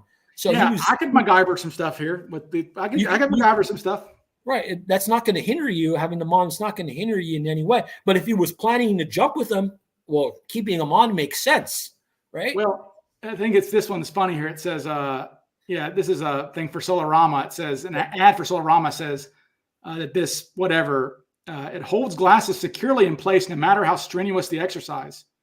And like, I'm like, these are really tight on my head. Like I could not shake these off. If I was headbanging Metallica, they're not coming off.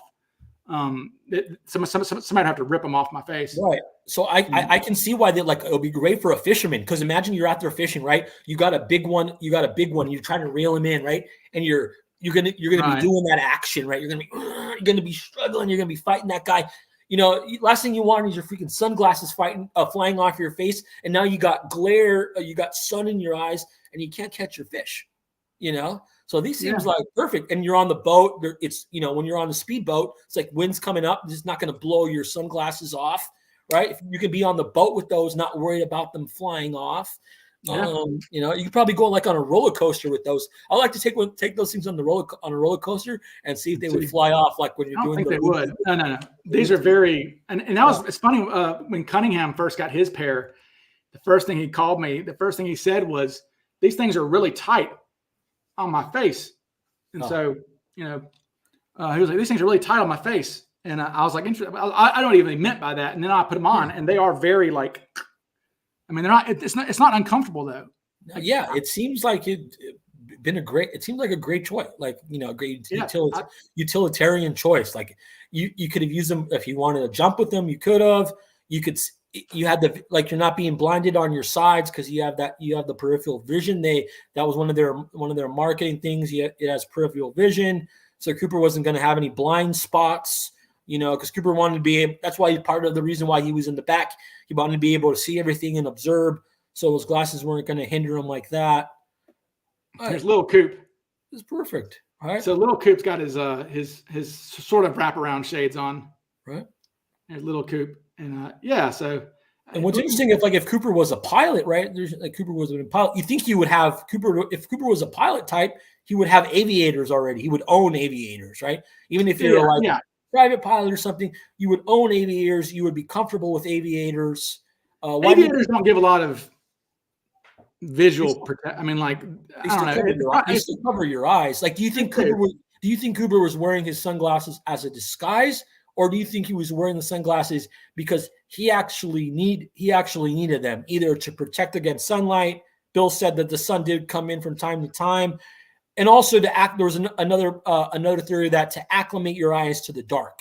Do you think it was for an actual reason like that, or do you think the reason was for actual disguise purposes? I would say it's the disguise because all hijackers wore sunglasses. It was standard. Right, but what I can understand is if it's a disguise, okay, you're coming in, I'm coming in, I'm doing this thing, I'm already, my disguise is on, right? Cooper didn't have a disguise on right away. He walked into Portland International, didn't have his sunglasses on. No one in Portland International said they saw him inside there with his sunglasses on.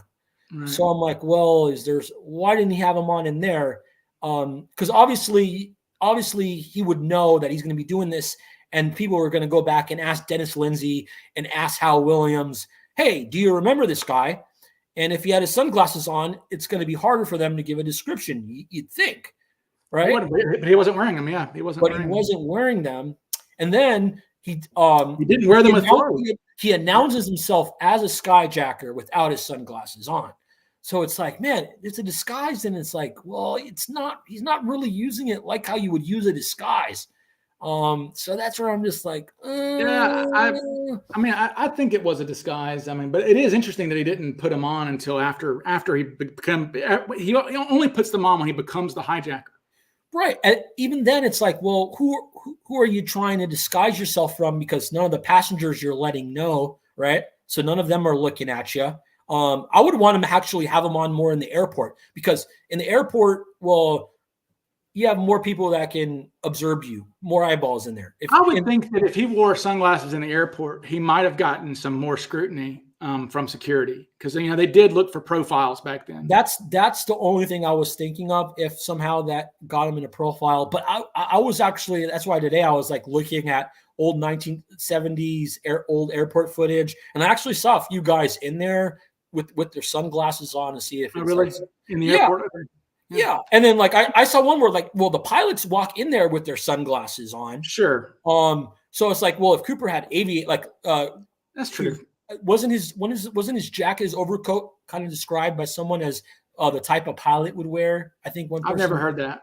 Okay, but it seems kind of similar, like those, just the black long overcoats that pilots. Sure, pilots wear back then. So if you had one of those on, you had aviators on. You look like a pilot, yeah. You look like a pilot in the with that coat, all black with aviators. You probably just look like a pilot in the airport. That's why I'm like, oh, aviators would have been great with that long kind of what I've heard is described as kind of what a pilot would wear. You have that with the aviators. You just walk in there looking like you're a pilot, and pilot in the airport. That's going to be even less scrutiny. But yes, maybe the glasses catching the attention of somebody is the only thing I could think of. But then he still announces himself to Flo with the sunglasses off. Yeah, I mean he doesn't put them on until you see Tina. Here he's putting them on with Tina. Yeah, when Tina sits down, it's basically like it's sunglass time. And maybe that could have been like, because Bill said that at first he thought it was weird because it was overcast and he had the sunglasses on, but then he saw the sun peek through the windows, right. And he's like, oh, okay, well maybe this guy, it's not that quite weird because now the sun's coming through. Well, right? It would have been the setting sun too. It would have been the setting sun. It would have been lower in the sky. Right. So it would have been... I don't know how the time works out, but maybe when Tina came, that's maybe when the sun was starting to peek through, and he just, the simplest answer, well, the sun's coming through my freaking my visor, my thing now. I'm putting my sunglasses on. He doesn't want to close the visor and stuff. I want probably more to do with the fact that he is now the hijacker, and just now that I am the hijacker, I better put my disguise on. I know that McNally,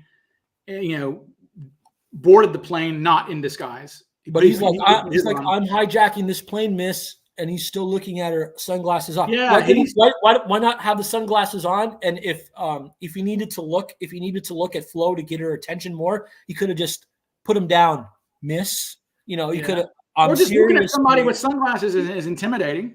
I mean, you stare at somebody with sunglasses, that's kind of intimidating too. I don't know why he did. I don't know why he didn't have them on. But again, it wasn't, they had to walk through the rain to get to the plane. So it was raining a little bit when they walked to the plane to board the plane. So he certainly wouldn't have been wearing sunglasses in the rain, I wouldn't think. Right. He took them off for sure. But Bill said there was at one point where the sun came through. Sure. But that would have been when they took them off. Yeah, but that's where I'm thinking maybe when he put his sunglasses on. But Tina was, I don't know. I don't know exactly how the timeline would have fit in. You know what though? I mean, maybe he's just, again, as somebody who suffers from ADHD, maybe he simply forgot to put his sunglasses on in the plane until that moment. He's like, oh shit, I better put my shades on. But that doesn't sound like his his brain might have been thinking, he was like, oh crap, my sunshades, I'm not wearing my shades. Yeah, and I'm like, well, that's what I'm thinking. Like when the sun comes through, he's like, oh, the sun's coming in. That's something. Like, oh, my shades. I don't know. It's interesting. It's interesting. It's interesting on those shades. But I think that's very good what you guys found out. It's very close. It could have been something that could have been overlooked. Like Cooper could have worn any old shades, but now that you guys dug into it, it's like, well, this seems like there's something more. There could be something more to this. Well, and again, I know that McNally, our sketch of McNally, he's wearing aviators. Our sketch of McCoy, he's wearing aviators. Aviators. So that's what I'm saying. The choice of non-aviators or one of the other sunglasses that were more popular style back then is unusual to me. Heineman's sunglasses were prescription sunglasses, like Roy Orbison or something like that. They weren't these. Right. And these were after Cooper. So if these would have got a little more in popularity, they still weren't worn by the copycats. No. And so, no, it is. I think there were more in specialty stores. I don't think you could just walk into any drugstore and those would be just hanging around to buy for $1. They were cheap though, from what. Yeah, they weren't that bad. you still got to remember the prices in 71, right? Yeah. So it's, 69, 71, whatever. It's a couple Right. bucks, but that would have been like, I don't know, now. like 10, 15 bucks today. So that also kind of skews it a little bit. Yeah. So, okay. Well, I don't want to keep anybody too long. So anyway, so there's our bracket, and we will start voting. Our first matches will be the, let me pull it up again. Our first matches are going to be the play-in games, which are Kenny Christensen and McCoy, Joe Lakich and Walter Recca, Sheridan Peterson, which is, it is remarkable that Sheridan Peterson is in a play-in game for Cooper, Sheridan Peterson and Weber and Dwayne, and Melvin Wilson versus Rackstraw. Yep. Which, you know what, though, I am proud, though, of the voters, though. If you look at it, Peterson should be higher, but you know what, the fact that we've got Recca, McCoy, and Rackstraw so low is a real testament to where we've advanced, I think. I agree, because years earlier, they would have been a lot. We have a very discerning group. You put that same poll on Reddit, and it's going to be Recca and Rackstraw and McCoy. Exactly. And so 100%. I'm proud of our Facebook group for being discerning and making. Yeah, I thought we did a pretty good job. A couple of snubs, but for the most part, I think the higher seeds are warranted. The lower seeds also warranted. I think it did pretty good. Yeah, everything. And then we have the middling suspects who the kind of the newer guys, Seller and Roman and Catalano Langseth are in the middle bracket there. I think that's pretty accurate. So this is going to be cool. And if any of you guys, like a certain suspect, and you want to, go on the group, put some stuff on there, kind of help their cause. Stump for your suspect, yes. Yeah. Any guys going for a certain guy, and you want to, go ahead and put some information on there that I think could sway some voters, make his case stronger. Or if you want certain suspects you don't like, and you want to crap on them, and you want to make sure it's known, and you don't want them to advance, and you can put information on there too. So yeah, if you want to make a case either way for anyone to just throw stuff out there, some more people. We kind of touched a little bit here and there, but there's a lot of more information on all these suspects. So if you guys want to, bring any of that to light, and make a case for any of these guys to try to help them, move through the brackets, that'll be totally cool. Maybe I'll do like if Verdal gets to the final, maybe I'll do like some kind of video or something, just kind of make it my strongest case to try to sure help him go against whoever, probably Braden or Halls, who I'm guessing will be in the finals. So, yeah. So if Packer or if who's our Drew Breeson, so if any of you guys want to make the case stronger, that'll be totally cool, totally fun. So yeah, it's all good. It's interactive. Everyone just vote and state your opinions, and let's see. See how it goes. Yeah. Well, okay, folks. Well, I'm going to wrap it up, and y'all be good, and we will talk to you again soon. I think I'm going to do a thing with Chris Cunningham at some point soon about the myths of the misconceptions of the hijacking. We'll be doing that at some point soon. Oh, cool. That's probably going to be my next video. Myths debunked. I think that's very, very needed. Yeah, necessary and very needed for sure. It's very needed. I think that'll be a great video. Yeah, I just want to say great job, Ryan, on the brackets, always on the graphics. Very, very cool. The regionals that you came up with using the sketches, very clever. Great job, man. It's going to be a whole lot of fun. Seems like a lot of people are interested in it. So all good, man. March Madness, baby. All Cooper all the time. Cooper style, right? Yeah. All right, folks. Well, Nicky is gone. So I will be talking to you guys again soon, and y'all be good, and talk to you in a little bit. Bye.